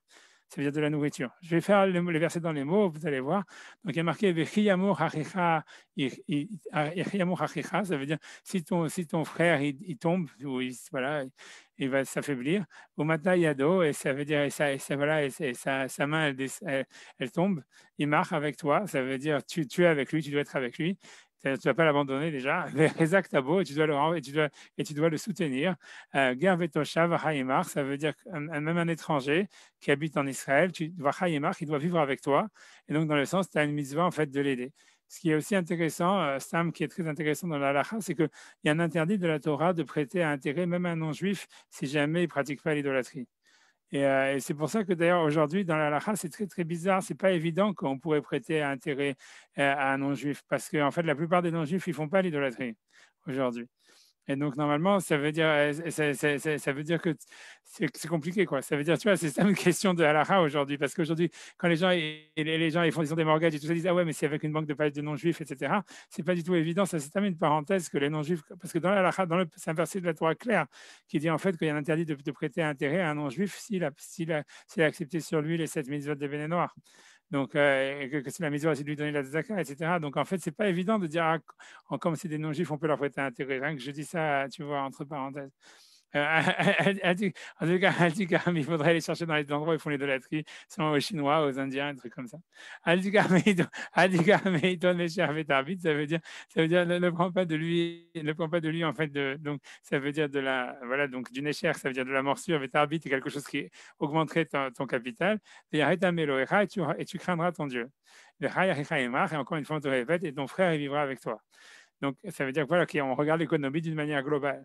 Ça veut dire donc, ça veut dire donc ton argent, tu ne lui donneras pas avec du nécher, ça veut dire avec de la morsure. Mais en fait, mais avec le marbit, ça veut dire quand tu vas augmenter ton propre capital, tu ne dois pas donner ta nourriture. Et donc, en fait, ouais, bon, bon, je m'en fous, mais déjà, le point ici, il est intéressant. La Mishnah, elle va parler de ça. C'est intéressant parce que ça va expliquer, en fait, la solution au problème. C'est que la Torah, elle envisage, en fait, d'une manière comme s'il y a, en fait, deux marchés. Il y a le marché de l'argent, il y a le marché, en fait, de la valeur, et il y a le marché, en fait, de la nourriture. Ça veut dire, tu peux emprunter, tu peux prêter, par exemple, de l'argent, tu peux prêter $100 pour qu'on te rende $100, mais tu peux aussi prêter, je sais pas, une tonne de blé pour qu'on te rende une tonne de blé ou 2 tonnes de blé. Donc l'interdit du marbit, c'est donc dans l'interdit du nécher, c'est l'interdit de bander de l'argent, de prendre des intérêts sur de l'argent, sur une monnaie, quoi, sur une monnaie. Et l'interdit du marbit, c'est de prendre en fait des intérêts sur de l'argent sur un prêt en nature. Que ce soit, je sais pas, une voiture, que ce soit, je sais pas, du blé, la marqué en fait dans la Torah, il est marqué ochlecha, la nourriture. Et en fait, ce qui est intéressant, parce que c'est pourquoi ça va être très intéressant, parce que la Mishnah, elle va expliquer là-dessus, c'est que en fait, elle va déduire de là en fait qu'il y a deux marchés parallèles. Et ça veut dire qu'en fait, on pourrait, et c'est la Torah, elle envisage en fait une économie, et c'est comme ça que ça se passait, comme on va le voir à l'époque de la Mishnah. C'est ce que le Hamuz avait fait, c'est qu'en fait, il y avait un marché, si tu veux, de la monnaie, c'est-à-dire qu'il y avait, ça veut dire, voilà, ça veut dire, il y avait une économie qui était basée en fait sur la monnaie. Voilà, sur la devise, quoi, sur les devises. Et il y avait en fait un marché qui était parallèle, qui n'était pas indexé sur les devises. Grosso modo, ça ne veut pas dire, en fait, pour expliquer l'exemple, c'est-à-dire que si aujourd'hui tu vas faire, tu peux acheter en fait des actions ou j'en sais rien sur du blé ou sur des matières premières. Mais en fait, toutes les matières premières et tous les produits financiers aujourd'hui, ils sont construits de plus en plus clairement parce qu'ils sont indexés sur la monnaie. C'est-à-dire qu'on te dit, voilà, la tonne de blé, elle vaut 100. Et maintenant, même si jamais je vais prendre en fait des actions sur le blé ou des options sur le blé, etc., le prix de la tonne de blé par rapport à la monnaie, en fait, il peut augmenter ou descendre. Donc, en fait, on est dans un marché que même quand on va prendre, en fait, si tu veux, des options sur des matières premières, en fait, les options, elles sont toujours indexées par rapport à la monnaie. Alors, dans l'économie, tu vois telle qu'elle va être, c'est ce que la Mishnah, elle va expliquer, etc. On va faire dans la Mishnah, mais déjà, c'est pour expliquer que c'est déjà apparent en fait dans les versets de la Torah, et la Mishnah elle va simplement expliquer ce système en fait en le faisant découler des versets de la Torah, c'est que du fait que la Torah elle-même a divisé le verset, ça veut dire l'interdit, en deux branches, ça montre en fait qu'elle envisage en fait une économie, et c'est comme ça que je dis que les sages ils ont fait, c'est une économie en fait qui soit indexée vraiment sur les devises, sur la valeur monétaire en fait de quelque chose, versus en fait un marché qui serait pas indexé sur les devises, où en fait ça serait simplement je t'emprunte une caisse de blé pour recevoir une autre caisse de blé, ou 2 caisses de blé, ou 3 caisses de blé. Ça, c'est dans le cas où on fait l'interdit de demander plus que ce qu'on a donné au début. Mais en fait, ça serait un marché des matières premières qui ne serait pas indexé en fait du tout sur la valeur financière de ces matières premières. Et ça va être intéressant parce que, pourquoi c'est intéressant? Parce qu'en faisant ça, en réalité, on peut permettre, ça veut dire, et en faisant ça d'une manière assez mécanique, on va faire qu'au lieu, en fait, ce qui va se passer, c'est qu'à la fin, c'est la monnaie qui va être indexée sur les matières premières et pas le contraire. Ça veut dire, si tu crées deux marchés, tu vois en fait qui serait un marché des matières premières qui n'est pas indexé sur la monnaie. Ça veut dire on n'indexe pas du tout sur la valeur par rapport à combien ça vaut en or, combien ça vaut en argent, combien ça vaut en pièces, mais en fait simplement sur la quantité, sur des quantités, voilà, sur des quantités.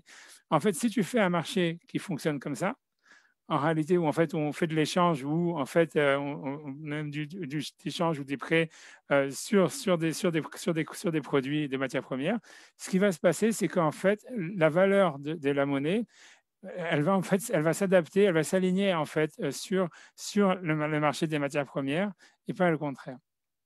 Et ça, en fait, c'est pour expliquer en 2 mots, c'est ça ce qui va permettre en fait à ce que, ce qui va en fait interdire, empêcher en fait la spéculation et ce qui va en fait empêcher en fait comment dire comment dire l'augmentation des prix tout en gardant des taux à zéro. Et c'est très intéressant comme système, mais ce qui est aussi intéressant de remarquer, je vais le faire dans les mots de la Mishnah pour expliquer comment est-ce que la Mishnah elle explique comment ça fonctionne, etc. Mais ce qui est très intéressant dans cette histoire, c'est parce que en fait, quand on regarde la manière en fait dont les marchés financiers ils ont évolué de plus en plus à partir de Wall Street, etc., c'est qu'on essaie toujours de faire le contraire maintenant. C'est de tout indexer par rapport à la valeur de la monnaie, d'indexer toutes les matières premières par rapport à la valeur de la monnaie, de telle manière à ce que justement on puisse spéculer au maximum dessus. Et en fait, l'idée, en fait, c'est justement, c'est justement, enfin, dans l'époque de la Torah, en tous les cas, ce que la Torah elle préconise, etc., c'est justement de faire ce mécanisme-là qui, en fait, qui a fonctionné. Hein, ce que je veux dire, c'est en fait, c'était le mécanisme économique qui était utilisé pour les sages pendant la période du Deuxième Temple et qui, en fait, permettait, en fait, de juguler l'inflation. Voilà, donc grosso modo, voilà, donc, mais simplement, je vais simplement avancer, simplement, on va le faire dans la Mishnah, etc., parce que la Mishnah, elle va expliquer comment ça fonctionne, plus ou moins. Donc, mais je vais simplement d'abord finir les versets, tu vois, donc, Ani Hashem Elokechem, Hashem Otzeti Etrem Meretz Mitzrayim, donc c'est moi Hashem, votre Dieu, qui vous a fait sortir d'Égypte, la tête de Lachem et Kenan, pour vous donner la terre de Canaan, et Lachem Elohim, pour être votre Dieu. Donc, bon, voilà, Rachid, donc on peut faire les Rachid qui sont intéressants, donc c'est comme je vous avais dit, le Rashi qui dit ne laisse pas dépérir jusqu'à ce qu'il tombe et qu'il devienne difficile de le relever, mais soutiens-le dès qu'il commence à vaciller. À quoi cela ressemble? Un fardeau posé sur un âne, aussi longtemps qu'il est sur l'animal, il suffit d'une seule personne pour l'immobiliser et le maintenir en place. Une fois tombé à terre, 5 personnes ne suffiront pas à le relever. Tu vois, étranger et habitant, même si l'étranger ou habitant, qu'est-ce qu'un habitant? C'est quelqu'un qui s'est engagé à ne pas se livrer à l'idolâtrie, mais qui consomme les névélotes. Ça veut dire qu'il ne mange pas cachère. Ça veut dire quelqu'un qui est non juif, mais qui ne fait pas l'idolâtrie. Et lui, donc, déjà, il est concerné par l'interdit de lui prêter intérêt. Ni intérêt ni usure, il s'agit, selon nos maîtres, d'une seule et même chose. Voilà, donc c'est ça le vrai truc, c'est que le Nesher Haribit, a priori, c'est la même chose. Donc la question est de savoir pourquoi est-ce qu'en fait, il y a comment dire, on a utilisé 2 terminologies différentes pour décrire la même chose, dont la répétition est destinée à faire de cette transgression une double infraction. C'est-à-dire que voilà, que si jamais quelqu'un, en fait, c'est ça, a priori, c'est simplement pour nous dire, voilà, si jamais tu transgresses l'un, tu transgresses l'autre. Mais la Mishnah, ce que Rachid dit, c'est la conclusion de la Mishnah, et ce qui est peut-être simple pour comprendre le sens des versets, mais quand on va regarder la Mishnah, on comprend que la double terminologie, elle parle en fait c'est vrai qu'en fait, on transgresse les 2 interdits si on prend des intérêts, que ce soit quand on prête des matières premières, que ce soit en fait quand on prête de l'argent. Mais en réalité, la Mishnah, elle va déduire de là en fait qu'il y a 2 marchés et que grâce à ça, voilà, elle va donner un système. Voilà. Donc, enfin bref, après, le ça, rien que j'ai de l'énergie, tu auras crainte de ton Elohim. La raison humaine est alléchée par le recours à l'usure. Il est difficile de s'en abstenir. On s'en octroie donc la permission à cause de l'argent qui, sinon, ne rapporte rien. Voilà pourquoi il fallait que le texte spécifie tu auras crainte de ton Elohim. Cela vise également le cas où l'on fait passer de l'argent pour l'appartenant à un païen pour le prêter à intérêt à Israël en disant voilà, c'est pas mon argent, c'est l'argent que j'ai reçu de quelqu'un d'autre, mais lui, il veut des intérêts. Et donc, alors qu'en fait, c'est ton argent à toi et c'est toi qui prends les intérêts. C'est la même chose qui est du ressort exclusif du cœur et de la conscience de chacun, d'où la nécessité tu auras la crainte de ton Elohim. Voilà, donc maintenant, je vais simplement rentrer dans la Mishnah pour expliquer un petit peu plus, essayer d'expliquer un peu quel est ce système que l'Agma explique, en fait, d'avoir un marché des matières premières qui ne soit pas indexé sur la monnaie et qu'au fond, ensuite, on indexe en fait le marché de la monnaie sur le taux d'échange en fait des matières premières. Donc, voilà, donc je fais la Mishnah, c'est une Mishnah dans Ezeu Necher, donc c'est le chapitre de Bametzia qui parle justement des prêts d'intérêt, etc. Alors, Tanu Habanan, et Kaspecha l'otien lo benecher ou varbit l'otien ochlecha. Donc, nos maîtres nous ont enseigné, donc tu ne donneras pas ton argent avec de l'usure ou benarbit l'otien ochlecha, et tu ne prendras pas de l'usure quand tu donnes de la nourriture. C'est-à-dire, je peux dire a priori que l'interdit de prendre des intérêts, il est que dans l'argent, le ribit beochel, et que l'intérêt de faire grandir, c'est-à-dire de prendre plus, c'est dans la nourriture, alors qu'a priori, c'est la même chose. Donc, Nesher Beochel, mais parce que dans la suite, la Gemara dit, mais on voit dans les versets que la Gemara dit en fait qu'on peut faire du Nesher et du Ribit dans les deux. Donc, en fait, pourquoi est-ce que la Torah, elle aurait séparé en fait les deux, elle utilisait deux terminologies, un pour l'argent et un pour les matières premières, alors qu'en fait, dans la suite du verset lui-même, on nous dit, et même ailleurs, on nous dit que Nesher et Marbit, c'est et dans la nourriture et dans l'argent. Donc, pourquoi est-ce que la Torah, elle aurait séparé les deux? Tu vois, c'est ça la question de la Gemara en deux mots. Elle dit, Nesher bekesef ribit beochel, Nesher beochel minayin, Talmud lomar, Nesher ochel, ribit bekesef. C'est-à-dire que dans le Deutéronome, on voit que la Torah utilise cette même terminologie en inversant, en utilisant Nesher pour la nourriture et ribit pour l'argent. Minayin, Talmud lomar, Nesher kesef, imeno inyan le Nesher kesef, enfin, Nesher ochel, ribit bekesef minayin. Où est-ce qu'on voit, par contre, on va là-bas que Nesher pour ochel, mais ribit bekesef minayin. Peu importe, tout ça, c'est la technicalité. Talmud lomar, Nesher kesef. Imeno inyan le Nesher kesef, Charekvar neemar lo tashich et achikat, neu inyan le ribit kesef. Donc voilà, donc tout ça, ça nous dit en fait que Nesher et ribit, en fait, ça fonctionne et dans la nourriture et dans l'argent. Donc la question elle est de savoir en fait pourquoi, si en fait c'est la même chose, alors pourquoi est-ce que la Torah a séparé ça en fait dans deux versets. Et donc la Mishnah, elle va continuer, elle va dire en fait, donc c'est le début en fait du chapitre, elle dit, tu vois, Ezeu Nesher Vezeu Tarbit. Donc c'est quoi le Nesher et c'est quoi le Tarbit? Pourquoi est-ce que c'est divisé en deux terminologies? Ezeu Nesher, donc on va dire Ezeu Nesher, c'est quoi celui en fait c'est quoi la tête de Nesher? C'est Amalvé Sela Behamisha Dinarim. Donc c'est si jamais quelqu'un en fait qui prête en fait, on va dire un Sela, c'est-à-dire un Sela, c'est une valeur, c'est quelque chose qui vaut 4 dinars, il en demande 5 en retour. Sataim Bechitim Bechalosh, ou quelqu'un qui en demanderait en fait, qui dit 2 kilos de blé pour 3. Il venait chez Onocher parce que là, il mord, parce qu'il prend un intérêt sur le fait qu'il prête. Mais Tarbit, donc, mais c'est quoi Tarbit? C'est en fait, c'est Amarbé Beperot, c'est quelqu'un en fait donc, qui prendrait des intérêts, mais en fait sur le marché en fait des matières premières. Et là, la Mishnah, elle va expliquer. Elle dit comment ça fonctionne. La gare Emeno Chitin Bedinar Zahav à court. Si jamais donc quelqu'un, en fait, il va acheter en fait du blé chez quelqu'un d'autre à la valeur de 1 dinar Zahav, ça veut dire 25 dinars, 25 dinars d'argent. 1 dinar d'or, ça valait 25 dinars d'argent. Donc il lui dit, voilà, j'achète 1 kilo de blé ou une tonne de blé pour 1 dinar en or, ça veut dire pour 25 dinars d'argent. Et c'était ça en fait le taux du marché. Abdou Khitim Beshloshim Dinarim, mais après ça, comme en fait, parce qu'à l'époque, c'est au moment de la récolte, donc le marché il était inondé, donc tout le monde achetait. Et après, plus tu achètes, plus après les prix montent. Donc à la fin, donc le Khitim, ils augmentaient, et ils arrivaient maintenant à Shloshim Dinarim, de 25 dinars, ils étaient passés à 30 dinars.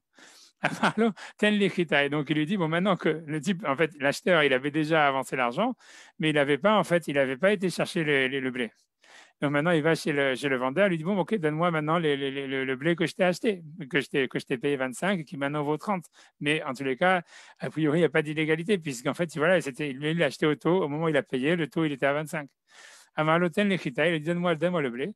Il dit, voilà, puisque maintenant, moi, je veux acheter le blé maintenant, et avec ça, je vais acheter le vin, puisque quand en fait le taux du blé en fait et le taux du vin, ils étaient en fait comme le vin en fait, ça veut dire le blé, la récolte du blé, elle était à Pessar si vous voulez, la récolte du vin, elle était à Soukot.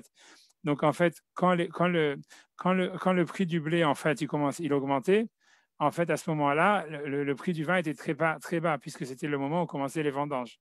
Donc en fait, la manière en fait d'investir à l'époque, c'était simple, ça veut dire tu as acheté du blé à Pessar pour 25, tu attendais qu'il monte à 30 à Soukot. À Soukot, tu as acheté du vin à 30, et puis quand tu voulais le revendre à Pessar, tu pouvais le vendre à 40. Tu vois. Donc,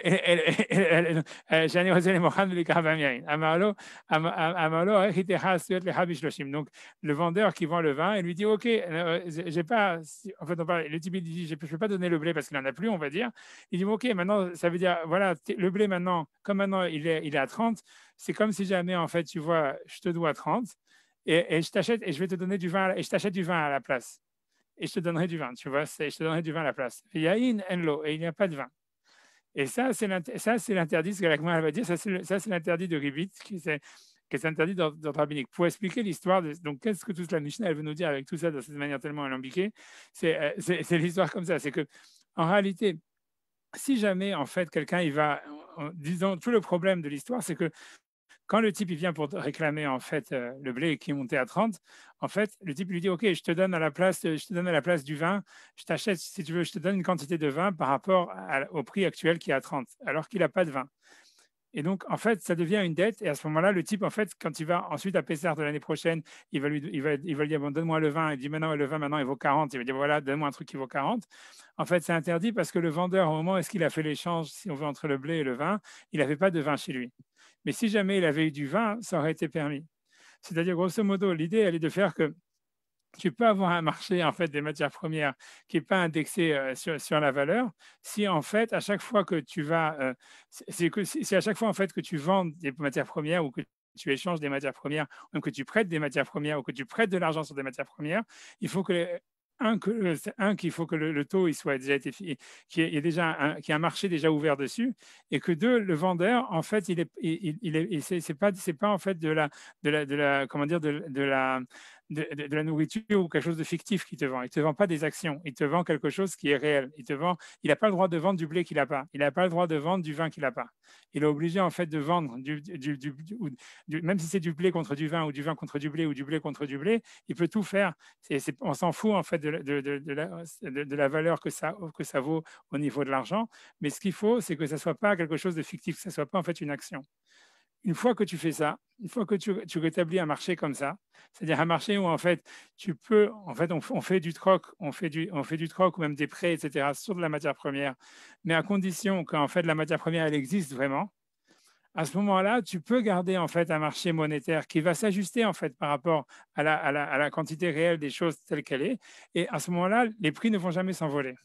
C'est ça le système de faire. Pour expliquer en 2 mots, c'est-à-dire pour expliquer comment ça fonctionne, pour expliquer en quoi c'est différent, c'est-à-dire que pour expliquer en fait les économistes modernes, la manière dont ils veulent en fait eux juguler l'inflation, c'est pour ça que j'ai cité Rogoff et tout ça, etc.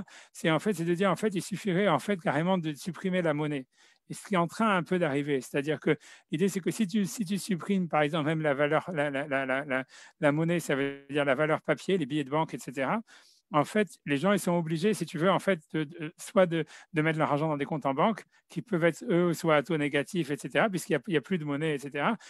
Et à ce moment-là, tu peux en fait, tu peux garder des taux négatifs sans que en fait l'inflation elle galope, puisque les gens ils ont même plus d'argent à dépenser, ils sont obligés de garder ils ont un taux simplement, ils ont une somme d'argent qu'ils peuvent dépenser qui est uniquement régulée par les banques, puisqu'on n'est que sur de l'argent électronique, ce qui est en train d'un peu d'arriver. Ou des choses pareilles, tu vois, où en fait même ça veut dire d'obliger grosso modo, ça veut dire de transformer tous les comptes en banque en des comptes d'action ou des choses pareilles.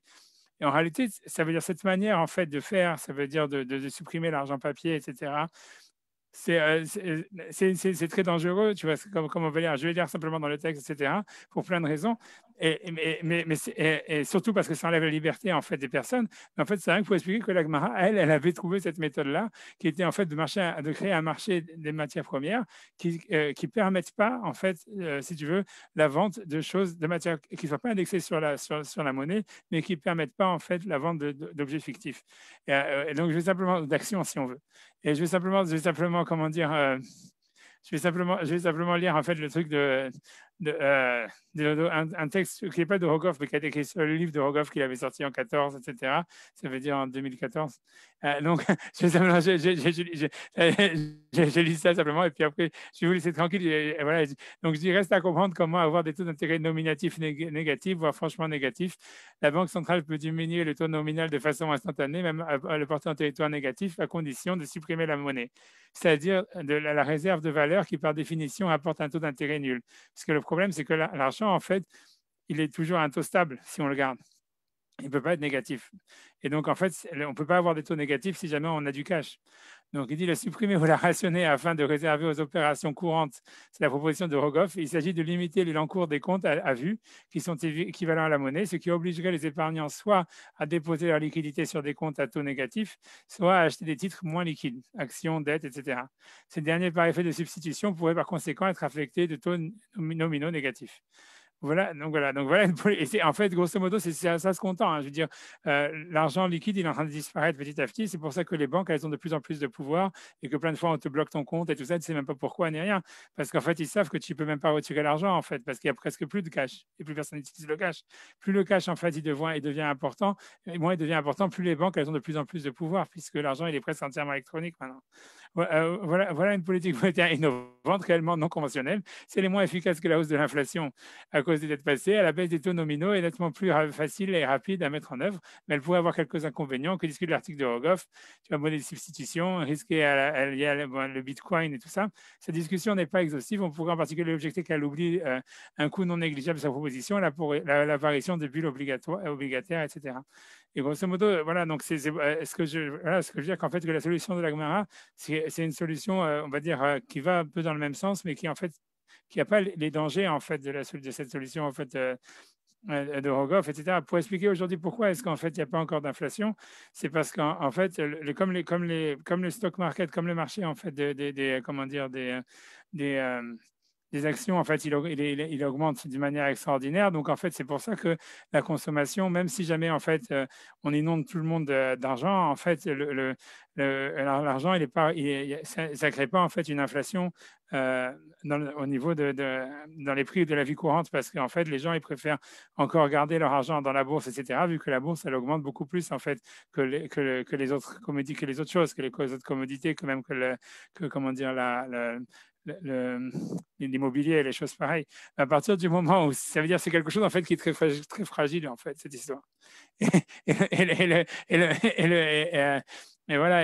Mais en tous les cas voilà. Donc c'était simplement pour dire ça. Voilà pour simplement pour donner cette idée-là. En fait, je vais essayer encore une fois, Blinéder, de faire le mail et de clarifier un petit peu toute cette histoire-là en fait dans le mail. Mais voilà. Mais si on peut déjà prendre en fait que dans la paracha, pour prendre un lien avec la paracha, c'est l'idée en fait qu'on peut prendre les idées que la Torah elle pense que c'est un devoir moral pour les rabbinim ou pour une société d'avoir une économie qui fonctionne. C'est déjà quelque chose qui apparaît dans la paracha. On apprend de la Gemara que la Torah en fait elle interdit le prêt à intérêt.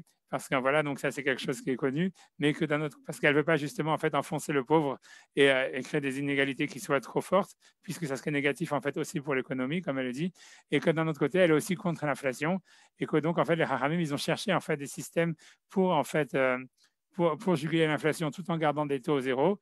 Et qu'en fait, les systèmes qu'ils ont en fait, le système, pour dire en deux mots, le système qu'ils ont inventé, qu'ils ont trouvé, qui se trouve déjà en fait par allusion dans la Torah, c'est l'histoire de créer un système, un marché des matières premières qui ne soit pas indexé sur la valeur. Et c'est possible si jamais en fait ces matières premières, elles ne peuvent pas être fictives elles ne peuvent pas être fictives chez le vendeur. Si jamais en fait on peut vendre que des matières premières qu'on a vraiment, ou en tous les cas qu'on peut acheter dans le marché à un taux déjà existant. Si on fait ça, en fait, on peut permettre, en fait, on peut juguler l'inflation, en tous les cas sur les matières premières, tout en gardant un système monétaire qui fonctionne en parallèle, parce que le système monétaire, en fait, il va, comment dire, s'adapter en fait au marché des matières premières et pas le contraire. Bon, voilà. Et voilà, moi, je sais rien. Je sais pas pourquoi j'ai parlé de ça aujourd'hui. Je sais jamais, non, parce qu'il fallait bien parler pour la paracha et sur la politique. Donc voilà, puisque ça fait partie de la politique. Et voilà, et c'est mieux un petit peu. Je pense que j'en avais un petit peu marre de parler de Foucault, etc. Donc voilà, voilà. Mais venez là, voilà. En tout cas, voilà, je vous laisse tranquille. Je sais pas si vous avez des questions. J'en sais rien aussi. Oui, j'ai une petite question. Ouais. Bonjour, bonsoir. J'aurais voulu savoir, en fait, quand vous dites que détacher le marché monétaire du marché des matières premières, euh, et que vous voyez ça là-bas dans la Mishnah. Mishnah et dans la Gemara, euh, les matières premières, elles peuvent, oui, être virtuelles si la personne, elle avance l'argent en cash. Tout le problème là-bas, c'est que l'argent, il l'a pas. Ouais, c'est exactement ça. Il faut soit avoir le cash, c'est ce que la Gemara va dire en fait, soit avoir le cash, mais il faut que comment dire, le produit soit available dans le marché. C'est surtout ça. Ça ne peut pas être du cash qui est avancé sur un produit qu'en fait le vendeur il pourrait pas. Il faudrait que soit le vendeur il ait du cash. C'est-à-dire, comme dit la première position qui est marquée dans la Mishnah, c'est que le vendeur il a un produit. Donc, ce n'est pas virtuel. La deuxième chose, c'est de dire, OK, il n'a pas le produit, mais si jamais, en fait, il y a le marché, il est déjà sorti, ça veut dire le marché, il existe, et qu'en fait, le vendeur, il a du cash, et qu'il pourrait aller au marché acheter l'objet qu'il est en train de vendre, ça aussi, ça marche comme s'il l'avait. C'est ce que la Gemara va dire. Donc, c'est là où Et ça, c'est pas de la spéculation quand il a le cash et qu'il n'a pas la matière première? Parce que non, parce qu'en fait, il pourrait l'acheter ou même il pourrait, en fait, même l'acheteur, ça veut dire donc ça, c'est si le vendeur, il peut le faire, et même l'acheteur aussi, il pourrait le faire. Donc, c'est lui, en fait, si tu veux, pour l'acheteur, c'est qu'en fait, c'est qu'une sorte de facilité de se dire, bon, voilà, OK, comme moi, j'ai pas besoin de l'argent, etc., plutôt que d'aller reprendre l'argent, d'aller moi au marché, d'aller acheter, alors je lui laisse l'argent, lui, tu vois, il peut l'acheter. Tu vois, il pourrait l'acheter au prix où moi je peux l'acheter.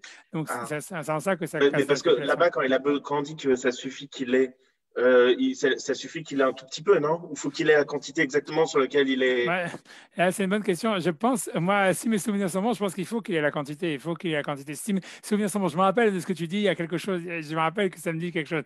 J'avais dit, ça fait longtemps que je n'ai pas fait ces Gemara. Je dis franchement, ça fait longtemps que je n'ai pas fait cette Gemara. C'est possible qu'on peut dire que c'est vrai que c'est pour des autres raisons que la Gemara elle permet ça. Ça veut dire, ok, mais a priori, tu vois, je suis d'accord peut-être que dans la halakha, pour enlever l'interdit de ribit et tout ça, etc. Il suffit, c'est pas obligé d'avoir toute la quantité. Si mes souvenirs sont bons, je pense que tu as raison. Mais en tous les cas, en théorie, ça veut dire, je pense que c'est un loophole. Ça veut dire que dans la théorie, la Torah, l'idée principale, à mon avis, c'est qu'il ait toute la.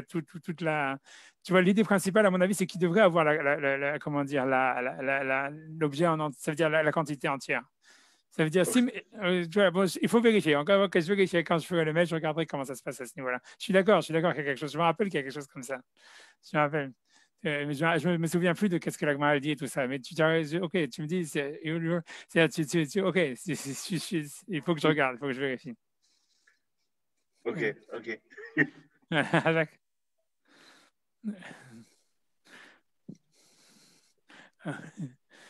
Oui, s'il vous plaît, j'aurais également une question. Ouais. Oui, donc vous disiez que l'interdit de ribit, bien sûr, il est entre juifs, mais dès lors qu'il y a une personne qui ne soit pas Oved Avodah Zarah, on doit également se comporter avec lui de cette façon-là, n'est-ce pas?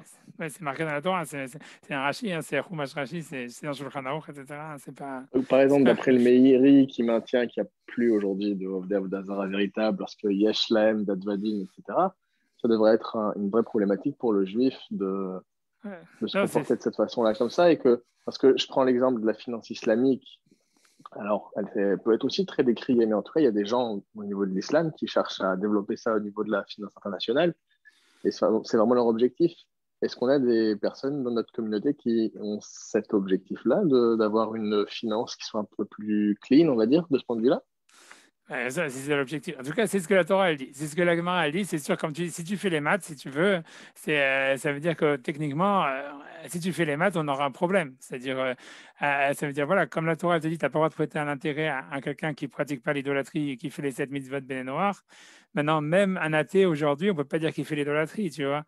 Donc, ça veut dire, après ça, qu'est-ce qui te reste? Comme je te dis, il reste les Indiens, il reste les Chinois, il reste pas grand-chose. Et voilà, quoi. Et maintenant, voilà. Donc, après ça, voilà. Donc, est-ce que, encore une fois, le vrai problème de l'histoire de l'interdit du ribit, c'est un peu comme lui, déjà, la question qu'il a dit tout à l'heure, c'est que, en fait, c'est compliqué. Pour expliquer le problème, on va voir un petit peu ça aussi maintenant dans la Shemitah, c'est-à-dire les Chachamim, quand il y a eu l'interdit du ribit qui est marqué dans la Torah, en fait, les Chachamim, ils ont compris que, en fait, si jamais en fait, on gardait la loi telle qu'elle, en fait, telle que la Torah elle veut que ça soit, etc., en fait, on allait encore plus, comment dire, fracturer l'économie, en fait, puisque les gens, en fait, ils n'étaient pas au niveau, donc ils prêtaient plus du tout, etc. Donc, c'est pour ça qu'ils ont fait ce qu'on appelle le Heter Iska, ça veut dire c'est un shtar qui est une sorte de magouille, en fait, qui permet à son halakha de prêter un intérêt. Qu'ils ont fait le prosbol, tu vois, qui permet en fait, normalement il devait y avoir l'annulation des dettes tous les 7 ans. Ils ont fait donc ce contrat que tu vois, il faut faire, je pense, cette année avant Rosh Hashanah, tu vois, pour donner ces dettes au Bedin, comme ça en fait, on peut les récupérer. Donc, tout ça en fait, c'est des loopholes qui sont contre l'esprit de la Torah, si on veut, tu vois, qui sont contre l'esprit de la Torah, mais que les Chachamim ils ont fait parce qu'ils ont vu que justement leur système il fonctionnait plus. Tu vois, un peu comme il a dit tout à l'heure, il a dit oui, mais en fait, j'ai vu dans la Gemara, c'est vrai qu'il doit avoir raison, que la Gemara a dit à la fin, ouais, c'est pas la peine qu'il a besoin que le vendeur ait toute la quantité, même s'il a une petite quantité, ça suffit, etc. Je me rappelle qu'il a peut-être raison sur ça, mais encore une fois, c'est un loophole que les Chachamim, ils ont sorti après, parce qu'en fait, ils voulaient fluidifier l'économie, quoi. Pour dire en 2 mots comment ça s'est passé, c'est parce que, en fait, c'est quand plus l'Empire romain, en réalité, il a eu un impact en fait sur Israël, sur l'économie israélienne. Donc en fait, à l'époque, je parle tout ça de la période du Deuxième Temple, en fait, plus l'économie israélienne, elle est devenue une économie d'import-export et de moins en moins agricole. Tu vois, c'est-à-dire que au début, quand Israël, en fait, quand Ezra il est revenu, on va dire en moins 500 avant Jésus et tout ça, dans le début de la période du Deuxième Temple, en réalité, donc on voit bien que dans toute la période, en fait, toute cette période-là de Cyrus et compagnie, etc., en fait, et même des Grecs, en fait, on voit, c'est clair dans la Gemara, etc., que Israël, c'était une économie agricole. Dans l'économie agricole, c'est sûr que le prêt à intérêt, en fait, c'est quelque chose de très compliqué parce que en fait, c'est là où, en fait, comment dire, ça devient, c'est clair que ça augmente les inégalités, puisqu'en fait, on va dire, qu'est-ce que c'est le prêt à intérêt dans une économie agricole? C'est en fait, il y a une année, il y a eu quelqu'un qui a eu une mauvaise récolte, donc maintenant, il doit semer l'année prochaine, mais il n'a pas de blé pour semer. On va donner ça en exemple.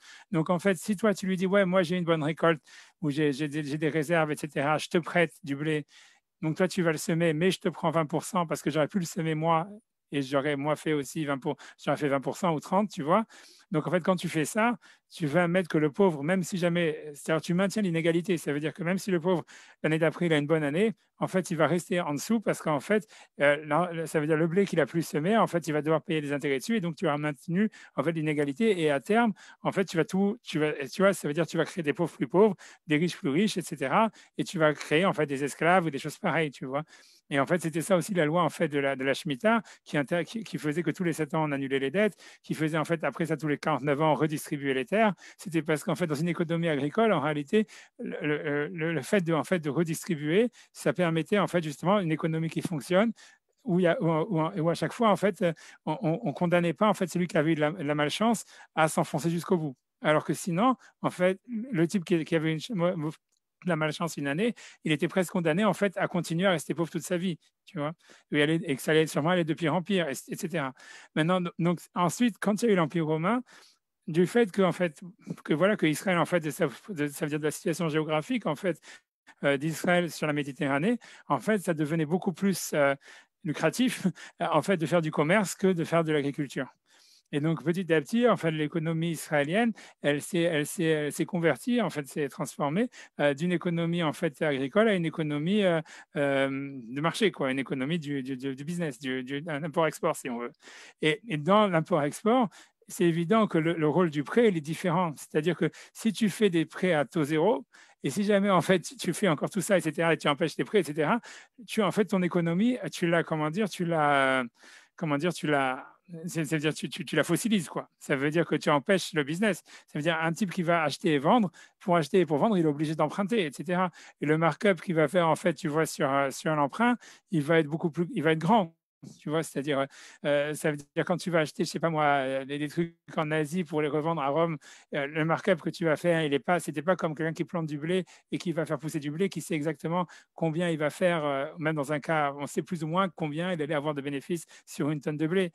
Alors que tu vois, si jamais en fait tu vends et tu achètes du blé ou n'importe quoi, en fait le markup que tu vas faire, il est en fait par rapport à l'investissement, en fait il est beaucoup plus grand et tu as besoin en fait d'une fluidité au niveau des capitaux beaucoup plus grande.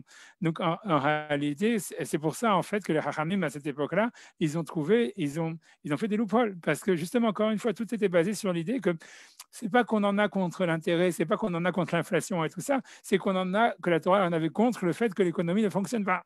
C'est ça ce qu'il faut comprendre. Ça explique, tu vois, pourquoi en fait ils ont fait des loopholes. Parce qu'en fait, pour eux, si jamais ça devenait, tu vois, c'était comme la Fed, quoi. Si jamais en fait ils pensaient que maintenant pour l'économie, il fallait augmenter les taux, et c'est ce qu'ils ont fait en fait. Le Prosbol et le Etherisca, c'est une augmentation des taux, c'est rien d'autre.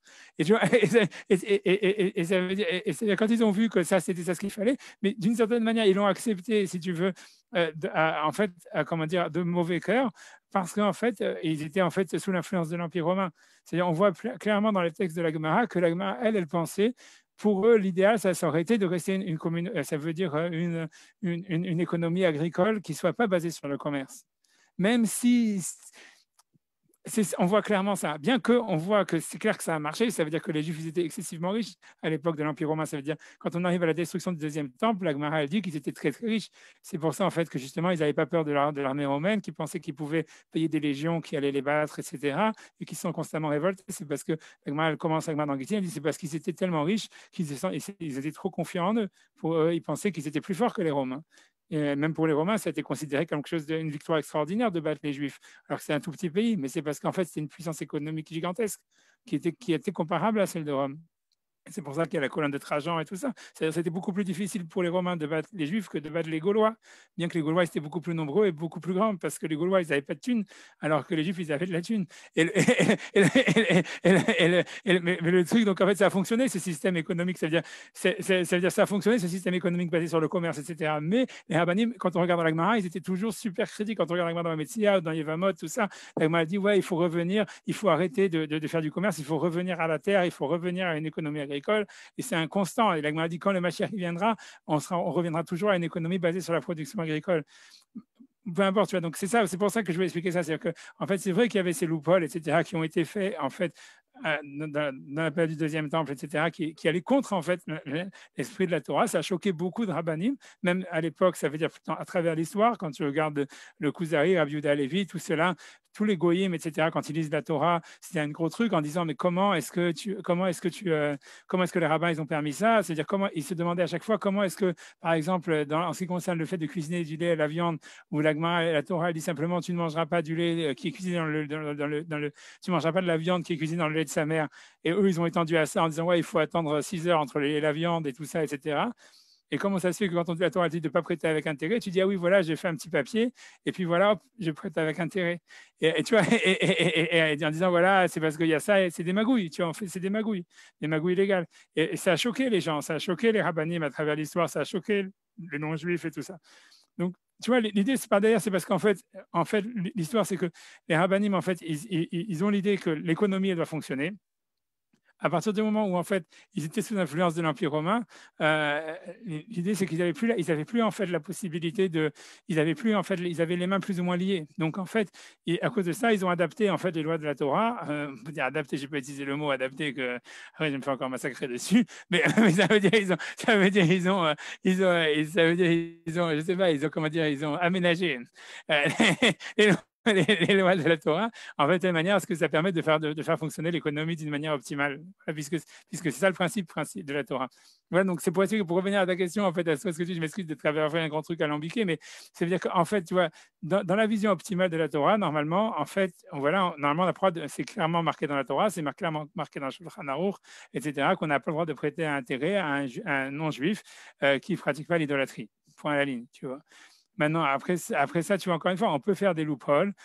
Tu vois, je veux dire, le plus grand loophole, tu vois, Rav Moshe, il a dit en fait que, mais c'est un loophole, il a dit en fait que dès qu'on parle d'une institution financière, donc tu ne prêtes pas à la personne, comme les mecs, en fait, ils ont des sociétés, avec un truc limité, comment ça s'appelle, à responsabilité limitée, des choses pareilles. Donc, en fait, tu ne prêtes pas à une personne, tu prêtes à une entité financière, et il n'y a pas d'interdit de prêter un intérêt à une entité financière. Donc, tu veux prêter à une banque, tu veux prêter tu vois, des choses pareilles. Et en fait, en général, tu vois, les prêts à intérêt, ils sont faits en fait à travers des banques, à travers des entités financières. Donc, il y a un loophole. Mais maintenant, si tu me demandes, tu vois, est-ce que dans l'esprit de la Torah, ça serait mieux d'arriver, en fait, je ne sais pas, moi je ne connais pas qu'est-ce que, tu vois, dans l'islam, qu'est-ce qu'ils essayent de faire, etc. Dans l'esprit de la Torah, c'est sûr que ça serait mieux si jamais on pouvait arriver à ce qu'il pourrait y avoir un prêt, ça veut dire un système bancaire qui fonctionne sans intérêt ou avec des intérêts négatifs. C'est ça l'esprit de la Torah. Maintenant, est-ce que c'est applicable dans l'économie actuelle? C'est compliqué, tu vois. L'idée générale, comme j'expliquais, c'est qu'on voit que, et c'est ce qu'on apprend dans la paracha, c'est qu'en fait, il y a un principe comme quoi l'économie elle doit fonctionner de manière optimale et qu'à partir de là et que les lois en fait qui interdisaient le prêt à intérêt et qui condamnaient en fait la spéculation, ils avaient été promulgués par la Torah dans cette optique. Donc si jamais en fait ça devient contre-productif comme ça s'est passé à l'époque de l'Empire romain en fait de garder ces principes, alors on aménage. Voilà. Je ne sais pas si j'ai répondu à la question. Ah, si, tout à fait. Non, mais en fait, ce que vous êtes en train de nous dire, c'est que l'interdit du rébit dans la Torah, il est plus pragmatique qu'idéologique. Or, aujourd'hui, d'un point de vue pragmatique, on sait très bien que c'est le capitalisme qui permet de créer le plus de richesses et de sortir le plus de pauvres de la pauvreté, même si ça exerce une pression sur eux. Donc, quelque part, aujourd'hui, presque les Chachamim, ils devraient dire prêter avec intérêt, parce que dans le Ouais, ils vont système pas jusque-là. actuel, c'est Donc, ça qui ouais, fonctionne. Non, ouais, mais mais si on veut être logique, ça veut dire, on sait que c'est comme ça que fonctionne le système voilà, capitaliste, qui est le meilleur ouais. créateur de richesse pour tout le monde. Ouais, d'accord. Donc, c'est pas là la difficulté. Ouais, d'accord. Est-ce que c'est idéologique le ribit ou est-ce que c'est pragmatique? Voilà, a priori, tu vois, ce que la Torah, elle te dit, c'est quand on voit dans le dogma qu'on a fait au début, tu vois, qui dit, tu vois, à Sikun, que ça veut dire pour l'économie, et qu'à chaque fois, on voit que l'Agma dit, tu vois, ça veut dire qu'on a l'impression, en fait, que c'est comme un sort de système, tu vois, c'est-à-dire, on veut que toi, tu vives, que ton ami vive, tu vois, c'est-à-dire que l'économie, elle doit fonctionner, tu vois. On voit que c'est ça le but derrière. Et c'est ça ce qu'explique, tu vois, le Eteriska. Tu vois, le Eteriska, c'est une manière de dire, OK, voilà, on n'a pas le choix, on le fait, tu vois, le prosbol, c'est ça, tu vois, le prosbol, c'est encore plus une magouille, tu vois, que le Eteriska. Tu vois, et tout ça, donc en fait, mais c'est contre l'esprit de la Torah, c'est sûr que c'est contre l'esprit de la Torah, mais en fait, ils l'ont fait parce qu'en fait, parce que voilà, ils ont regardé, ils ont en tous les cas, tu peux dire par Ruach HaKodesh, ça dépend à quel point tu es religieux, etc., mais ça veut dire, tu as soit par Ruach HaKodesh, soit parce que logiquement, en fait, parce qu'ils ont compris que c'était pas, comme tu as dit, que c'était pas un interdit idéologique, c'était un interdit pragmatique, et que voilà, on a l'impression, ça, à la lecture, on a l'impression, quand on lit les Gemarot et tout ça, que c'était un truc pragmatique plus que idéologique, et c'est ça ce qui justifie, en fait, les approches qu'ils ont eues d'aménagement, quoi. Ce qu'ils n'ont pas fait avec des autres interdits, tu vois, comme je te dis, mélanger le lait avec la viande, ou je sais pas, ou plein d'autres, je peux trouver, où ils ont fait des décrets pour rendre les choses super dures, pour Nida, j'en sais rien, pour 10 000 choses, tu vois. C'est-à-dire, si jamais ils avaient dealé avec les trucs de la sexualité comme ils ont dealé avec le prêt-intérêt, ben, ils auraient permis presque tout, tu vois. Ils ont dit, ouais, il utilise un condo, c'est bon, il fait ça. Tu vois, c'est ça ce qu'ils ont fait. Voilà, je sais pas, voilà, j'arrête de parler. En tout cas, Hazak pour ta question. Merci beaucoup. Merci.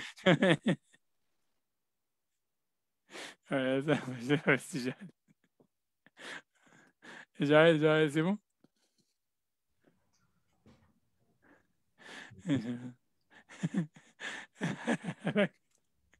J'avais le docteur Belassène.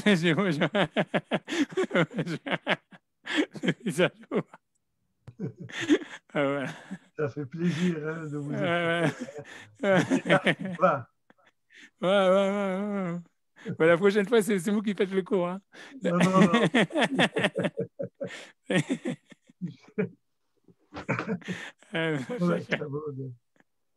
Ok, merci en tous les cas. Merci, plaisir en tous les cas. Merci. Attends, ouais. Question qui n'est pas en rapport avec le cours. C'est la question que tout le monde se pose en ce moment, c'est sur la lecture de la Megillah. C'est compliqué, hein, qu'est-ce que je te disais, je sais pas moi. Il faut essayer d'avoir si quelqu'un il a un clave, vous pouvez pas aller en petit comité dans quelqu'un qui a une Megillah et qui la lise, c'est pas possible du tout. Ben, en fait, voilà, je me pose des questions dans ce sens, c'est-à-dire que bon, la consigne du consistoire et un petit peu tout le monde, c'est de le faire au plague. Mais en fait, je trouve que sur le plan sanitaire, c'est pas super top parce que si tout le monde arrive à la choule au plague, c'est-à-dire qu'il y a hommes et femmes, c'est-à-dire qu'il y a des centaines et des centaines de personnes, c'est peut-être pas génial. Et l'histoire, c'est que, alors, s'il n'y a pas d'autres lectures, donc ceux qui peuvent apporter un Chabad chez eux, bah, c'est cool. Mais après, pour ceux qui savent pas lire du tout, ou qui n'ont pas une Megillah, ou qui ne savent pas la lire, ou l'un ou l'autre, est-ce qu'il y a une solution ou les personnes qui sont complètement infestées, qui sont malades du corona, comment elle fait? Non, je pense que si quelqu'un est malade du corona, je pense qu'il est à nous, tu vois, je veux dire, tu peux rien faire. Hein.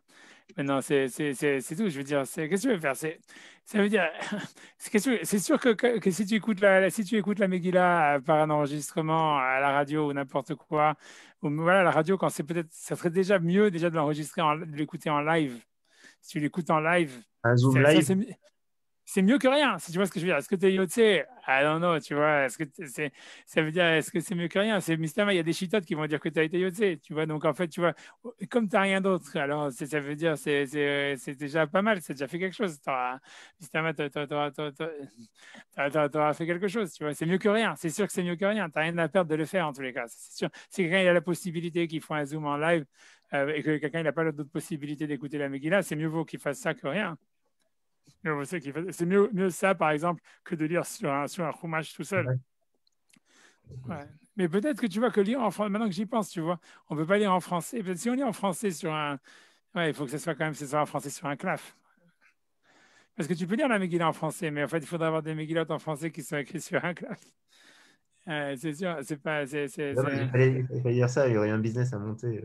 Ouais, non, c'est ça, en fait, c'est ça. Il aurait fallu faire un truc comme ça. Parce que même, tu n'as pas besoin, en fait, d'un software, ni rien. Tu aurais pu faire même un truc, tu vois, comment dire, imprimé, tu vois, imprimé avec. Tu n'as pas besoin de quelqu'un qui écrit et qui soit un software. Tu peux le faire par impression électronique, tu vois, par du laser.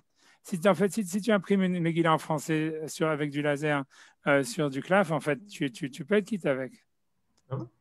Mystère, tu vois, il faudra regarder, encore une fois, c'est quand même le ribit, tu vois, il faudra regarder les détails de l'histoire, mais en tout cas, c'est ce que la Mishnah, elle dit, tu vois, c'est que la Megillah, elle peut être identifiée avec la Shon et tout ça, donc je pense, mais je pense qu'il faut que ça soit écrit sur un claf. Mais donc, ça serait, ouais, et t'as pas besoin, a priori, tu n'as pas besoin d'un software, parce que tu n'as pas besoin d'être Mekouyav. Donc, normalement, tu pourrais, si tu sais ça, en fait, on aurait dû s'y mettre à l'avant, c'est ça l'histoire, les gens, ils auraient dû y penser avant. Ça doit pas être tellement très difficile, au niveau économique, ça doit pas être très cher, au fond. En fait, ça doit être ça. Tu pourrais faire, en fait, tu pourrais produire des Megillat comme ça en français ou en anglais, imprimés en laser sur du claf pour pour peut-être 15-20 $ ou un truc comme ça, à mon avis. 30, je sais pas, un truc comme ça, j'en sais rien, je sais pas, j'ai pas d'idée, mais ça devrait pas être un truc incroyable. Ouais, c'est ce que c'est l'option, mais bon, c'est trop tard maintenant pour tout ça. Non, mais voilà, je sais pas, mais en tous les cas, donc c'est ça. Donc je veux dire, après ça, sur du Zoom en live, c'est toujours mieux que rien. C'est sûr que c'est mieux que rien, parce que c'est sûr qu'il y a des chitotes qui vont dire que t'es Yotse, tu vois. Il y a des chitotes qui vont dire que t'es Yotse. C'est lointain, tu vois, mais c'est possible. Tu vois, c'est possible. C'est possible. C'est difficile, tu vois, c'est difficile. Mais voilà, mais bon, c'est mieux que rien. Mais c'est sûr que l'idée du plaque, si vous pouvez faire le plaque, c'est une très bonne idée. C'est une très très bonne idée. Mais voilà, mais comme tu dis, je vois rien d'autre, tu vois, ça veut dire, voilà, après. C'est quoi la meilleure manière? C'est au plag avec du monde ou en petit comité à leur mano? C'est une question. Moi, j'aurais dit c'est mieux en petit comité Bismano, même sans Méniane. Ok. Parce que le plaque, tu vois, c'était donné pour les gens malades et tout ça, etc., pour les faibles, pour les vieux.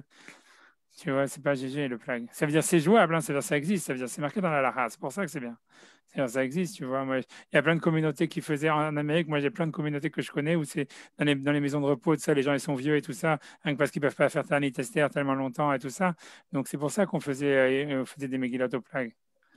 Mais donc ça existe dans la Lacha, c'est pas un truc nouveau, donc c'est bien, tu vois. Donc c'était Yotse, c'est sûr, c'est Yotse. Mais c'est sûr comme Mistama, c'est mieux de faire, c'est mieux même de faire, tu vois, après cet Akoravim, tu vois, tu vois, même si t'as pas le minyan, même si ça, ouais, c'est pas. C'est sûr que je te dis, j'en sais rien, c'est une situation compliquée, hein, je sais pas quoi dire. Hein. Non, non. D'ailleurs, mais sinon après ça, de toute façon, bon, il y a un digne de Hanous, et puis voilà, hein, je veux dire. Le principal, c'est en fait, c'est d'essayer de faire le plus de petits minyanim. C'est quoi l'idée du couvre-feu normalement? Même un type avec un Chabad, il pourrait pas aller de maison en maison pour aller. Rien du tout. A priori, non, non, non. Après, voilà, certainement, ils vont faire une attestation Ouais, euh, voilà. et que ça serait jouable, quoi. Ouais. La réalité, c'est qu'on le fait, bon, quand on sort du travail, ça va, quoi. Je veux dire, c'est pas encore des heures très tardives. Si quelqu'un a une attestation de travail, ça doit être jouable. Non, moi, c'était l'idée, c'est qu'éventuellement, le Pirso Manès, il était plus grand que le Bismano, quoi. Ouais, non, ouais, j'aurais dit que je pense pas. Parce que je te dis, c'est un éther, tu vois, c'est pas. Je te dis, c'est un éther. Il faudrait regarder, je peux regarder encore, tu vois, mais je pourrais Non, regarder, vérifier, tu vois. c'est passé un peu sur tous les groupes, c'est celle de Rav Ovadia Yosef qui marquait que voilà, s'il y avait un couvre-feu, c'était bon de le faire. Il mettait cet exemple-là, s'il y avait un couvre-feu, il fallait faire au Plag Amitra, même les Khatrila. Ok, c'est dit, les Khatrila, ok, voilà. Non, mais il y a une différence entre les Khatrila et les Mehader, tu vois. Ça veut dire, tu comprends l'histoire? C'est que lui, il te dit, tu peux pas faire autrement. Ouais, je sais pas, il parle de quelqu'un qui peut le faire plus tard. Non, quand il dit Ouais. non, c'est marqué il y a un couvre-feu dans une ville. S'il y a un couvre-feu dans une ville, alors. Ok. Ah, parce qu'il parle de ça. C'est normal, ça, c'est le psaque que quelqu'un arabe d'une ville, il va dire. Tu comprends? Tu vois, c'est parce que le rave d'une ville, il va pas dire à tout le monde, ben voilà, il y a un couvre-feu, donc vous faites des petits, vous faites des petits minyanim chez vous. Tu vois, il est obligé de dire, tu vois, c'est normal qu'il dise ça. Tu vois, ça veut pas dire, tu vois, c'est un sac qui est donné pour la ville, c'est pas un sac qui est donné à une personne en particulier qui a la possibilité de faire plus tard avec une Megillah, tu vois. Tu vois, c'est ça ce qu'il faudrait regarder. Moi, je sais pas, il faut que je regarde, il faut que je regarde. D'ailleurs, je regarderai. Si j'ai le temps, je regarderai. Moi, je te dis comme ça offhand parce que tu vois, normalement, tout le din, en fait, de Berovam et compagnie, c'est un hidour dans la mitzvah. Et que, tu vois, tu vois, pour moi, pourquoi je te dis ça? Parce que tu vois, en général, tu vois, Berava Matrat Meir, c'est un hidour dans la mitzvah. Alors que si jamais, en fait, tu vois, si tu fais dans le plag, je n'ai pas dit que c'est un safek si tu es yotze, mais tu vois, ça veut dire, c'est comme si c'est comme tu connais l'histoire de la Sheila avec si tu as un étrog, on ne sait pas s'il est cachère, mais il est méouda. Et il y a un étrog. Voilà, c'est sur Prime, c'est exactement ça, c'est exactement ça, c'est exactement ça. C'est exactement ça. Donc, tu vois, c'est ça, c'est que là, en fait, un safek, c'était yotze ou pas. Bémet, c'est vrai, bien que, ok, il y a un sakalahak, t'es yotze avec le plag, mais c'est béchatatrak et tout ça, donc c'est pas GG, tu vois. Il y a quand même un safek, tu vois, et ça racole. Et après, tu auras des chitotes qui disent que tu n'es pas yoté, c'est sûr. C'est sûr. Et là, quand tu vas dire, tu ne fais pas Berovam, ok, tu n'as pas fait Berovam, mais tu es yoté, tu vois. Donc c'est pour ça la page toute, tu vois, ça veut dire la page toute, c'est que comme dans un. Si tu as le choix entre un truc que tu ne sais pas si tu as des chitotes ou tu ne seras pas yoté, donc tu as un safek quand même quelque part, quelque chose que tu es sûr que tu es yoté, mais ce n'est pas Meoudar. Alors normalement, c'est mieux de faire le truc où tu es sûr que tu es yoté, même si ce n'est pas Meoudar. Tu vois, c'est ça ma logique derrière. C'est sans avoir regardé les sources ni rien, tu vois, mais ça, c'est ça derrière. Rav Miguel, je voulais vous poser une question. Ouais. J'ai lu un ESPN sur Rav David Feinstein qui racontait qu'il y avait un Français qui lui avait posé une question, qu'il voulait faire du. Je suis pas le seul Français qui était là-bas. Non, et je me suis dit, peut-être c'est vous, peut-être vous connaissez la personne, en tout cas ça m'intéressait. Un Français, il est venu le voir, apparemment c'était un talmid à lui. Il lui a demandé, voilà, moi j'étudie, etc. Et je voudrais prendre de mon temps de limoud et aller faire du kirouv, être. Parler à des Français, etc. Non, ça, c'est pas moi. Ça, c'est pas moi. J'aurais pas posé la question. Et alors, en tout cas, quoi. Et voilà, est-ce que je peux être. Qu'est-ce qu'il a dit? Moi, j'ai temps d'études, pour aller m'occuper des autres. Ouais, je pense que 80%, il a dit non. Il a dit non. Hein. Il a dit non. Et Rabbi Feinstein, il a répondu pour toi, Beikaron, tu aurais été déjà pas tour de Kol HaMitzvot Sheba Torah. Si tu veux, fais-le. C'est-à-dire, toi qui es déjà comme ça, tu peux déjà te prendre que tu n'as pas besoin de faire aucune mitzvot. Alors, ouais, non, c'est pas non, c'est pas moi. Non, mais elle est connue cette histoire ou pas? Je sais pas, non, je connais pas cette histoire, mais je sais que David, il était pas un gros fan du Kirouv, pas du tout. Hein. Son père non plus. Moi, Moshe non plus, il n'était pas un fan du Kirouv.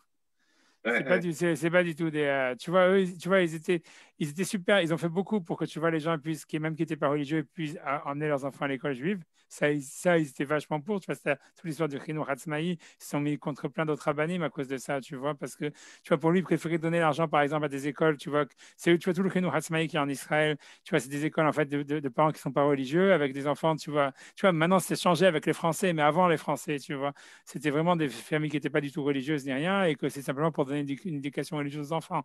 Et tu vois, ça, Rav David et tout ça, Rav Moshe, ils étaient super pour. Ils ont vachement. Pour eux, c'était plus important de faire ça que de donner de l'argent pour un kollel ou pour une yeshiva. Tu vois, pour eux, c'était comme ça. Ils ont fait ça, même quand il y avait des fonds limités après la guerre, ou tout le temps, tu vois, où ils ont, tu vois, ils étaient vachement pour ça. Mais par contre, ils étaient super contre pas contre. Tu vois, le mot contre, il est trop gros, mais ça veut dire, ils n'étaient pas du tout fanat du kirouv et tout ça, etc.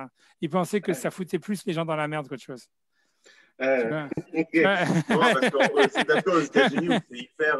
Ouais, non, c'est sûr, c'est le rabbi et tout ça. C'est vrai. Après, c'est devenu un business. C'est devenu un business. Tout ça, c'est venu parce que l'histoire, c'est que tu vois, en Amérique, la religion, c'est du business. Tu vois, il faut comprendre, tu vois. Et donc le kirouv, c'est un business. C'est un super gros business. Comme Chabad, c'est un business. Et tu vois, c'est tout, c'est tout. Les Français sont naïfs, ils comprennent pas ça parce qu'ils ont pas de, ils viennent pas, ils comprennent pas d'où ça vient, tu vois, parce qu'ils ont pas cette idée. Mais tu vois, ça veut dire, mais ça veut dire en Amérique, c'est évident, tu vois, c'est ça l'histoire, c'est tout. Mais voilà, c'est un business. Ça a pris de l'ampleur quand on a vu qu'on pouvait faire de l'argent avec. Ouais, et puis voilà, c'est tout. C'était plus ça. Ouais. Là, même dans ça, il avait l'air que, bon, voilà, quoi. Je sais pas s'il avait un regard comme ça, un peu comme les brisqueurs, quoi, que t'étudies, voilà, quoi, t'étudies, c'est bon, Azov les autres mitzvot, tu vois, laisse tomber. Ouais, c'est pas Azov les autres mitzvot, c'est que pour lui, tu vois, c'est normal que l'étude de la Torah, c'était, tu vois, primordial. C'est plus important que tout, tu vois, c'est tout, c'est clair. Tu vois, quelqu'un qui a la possibilité d'étudier la Torah, pour lui, tu vois, c'est pas, ça veut dire, tu vois, c'est plus important d'étudier la Torah que de faire n'importe quoi, que de faire du kirouv ou de faire n'importe quelle mitzvah, tu vois, comme c'est un peu marqué dans Shulchan Aruch, tu vois, que Zegma dit que, tu vois, que Gadol Limut Torah Yoter Matzelat Nefashot. Donc, ça veut dire, tu vois, bien que tu as au Pikuach Nefesh, c'est d'Ochet Talmud Torah, s'il n'y a personne d'autre qui peut le faire, mais s'il y a quelqu'un d'autre qui peut le faire, c'est mieux d'étudier la Torah. Donc, ça te montre quoi? Ça te montre, tu vois, que donc, la Torah, c'est plus important que Pikuach Nefesh. Donc, s'il n'y a personne qui peut le faire, tu n'as pas le choix. Donc, tu as la mitzvah et tout ça, mais sinon, donc c'est tout. Donc, une fois qu'on te met que Talmud Torah, c'est aussi de Pikuach Nefesh. Qu'est-ce que tu veux? Il n'y a plus de quoi parler, tu comprends? Ouais, c'est ça. Voilà, mais c'est ça, mais c'est tout. Mais c'est pas moi en tous les cas qui ai demandé ça, pas du tout. Moi, j'ai jamais été tenté à faire du kikou. J'ai fait toujours ça vraiment derrière, vraiment contraint à nous salper à 10 pour. Et c'est pas vraiment du kikou, quoi. Je sais que ce soit du Talmud Torah plutôt que du kikou, j'espère. Bon. Ouais. C'est comme, tu vois. C'est comme ils disent, tu vois, on annule la lecture de la Megillah à cause de l'étude de la Torah. On annule l'étude de la Torah à cause de la lecture de la Megillah. C'est aussi un Shulchan Aruch qui dit ça. Ouais, et la question que tout le monde dit, c'est voilà, mais la lecture de la Megillah, c'est aussi l'étude de la Torah. Ouais, mais tu vois, la réponse, c'est que oui, ok, c'est l'étude de la Torah, mais bon, ça veut dire que voilà, il y a du comme tu vois la réponse. Ça veut dire qu'il y a du bitul Torah, même c'est-à-dire dans la qualité de la Torah que tu fais. C'est-à-dire que voilà, quoi. Si tu peux étudier de la Gemara et que tu étudies la Megillah, ça s'appelle déjà de l'annulation de que tu fais du bitul Torah. Donc je ne sais pas qu'est-ce que ces cours là c'est exactement. Moi, j'ai fermé la Gemara pour étudier, pour entendre le cours, hein, personnellement. Aïe. J'espère que je vais perdu maintenant la maman à cause de ça. Mais bon, mais tu vois, aïe, faut pas me dire ça, Moi, à la base, tous les cours, je les fais pour ceux qui étudient pas du tout, tu vois. Parce que c'est ça, moi, c'est mon monétaire de donner ces cours-là, c'est de dire, au moins, les mecs, s'ils n'étudiaient pas ça, ils feraient rien. Donc, ok, voilà. Voilà. Et plus que ça, j'en sais rien, je sais pas. Non. Moi, on va faire Chazak en tous les cas. Merci beaucoup, en tout cas. Merci à vous, et voilà, et continue, rouvre la Gemara, vite. Tu vois. Voilà, je vous laisse, en tous les cas, les points. Merci beaucoup. Merci à vous, et allez, poum sa mère. Allez, colle tout. Oh, ouais, Maintenant que j'arrive à fermer ça, voilà, c'est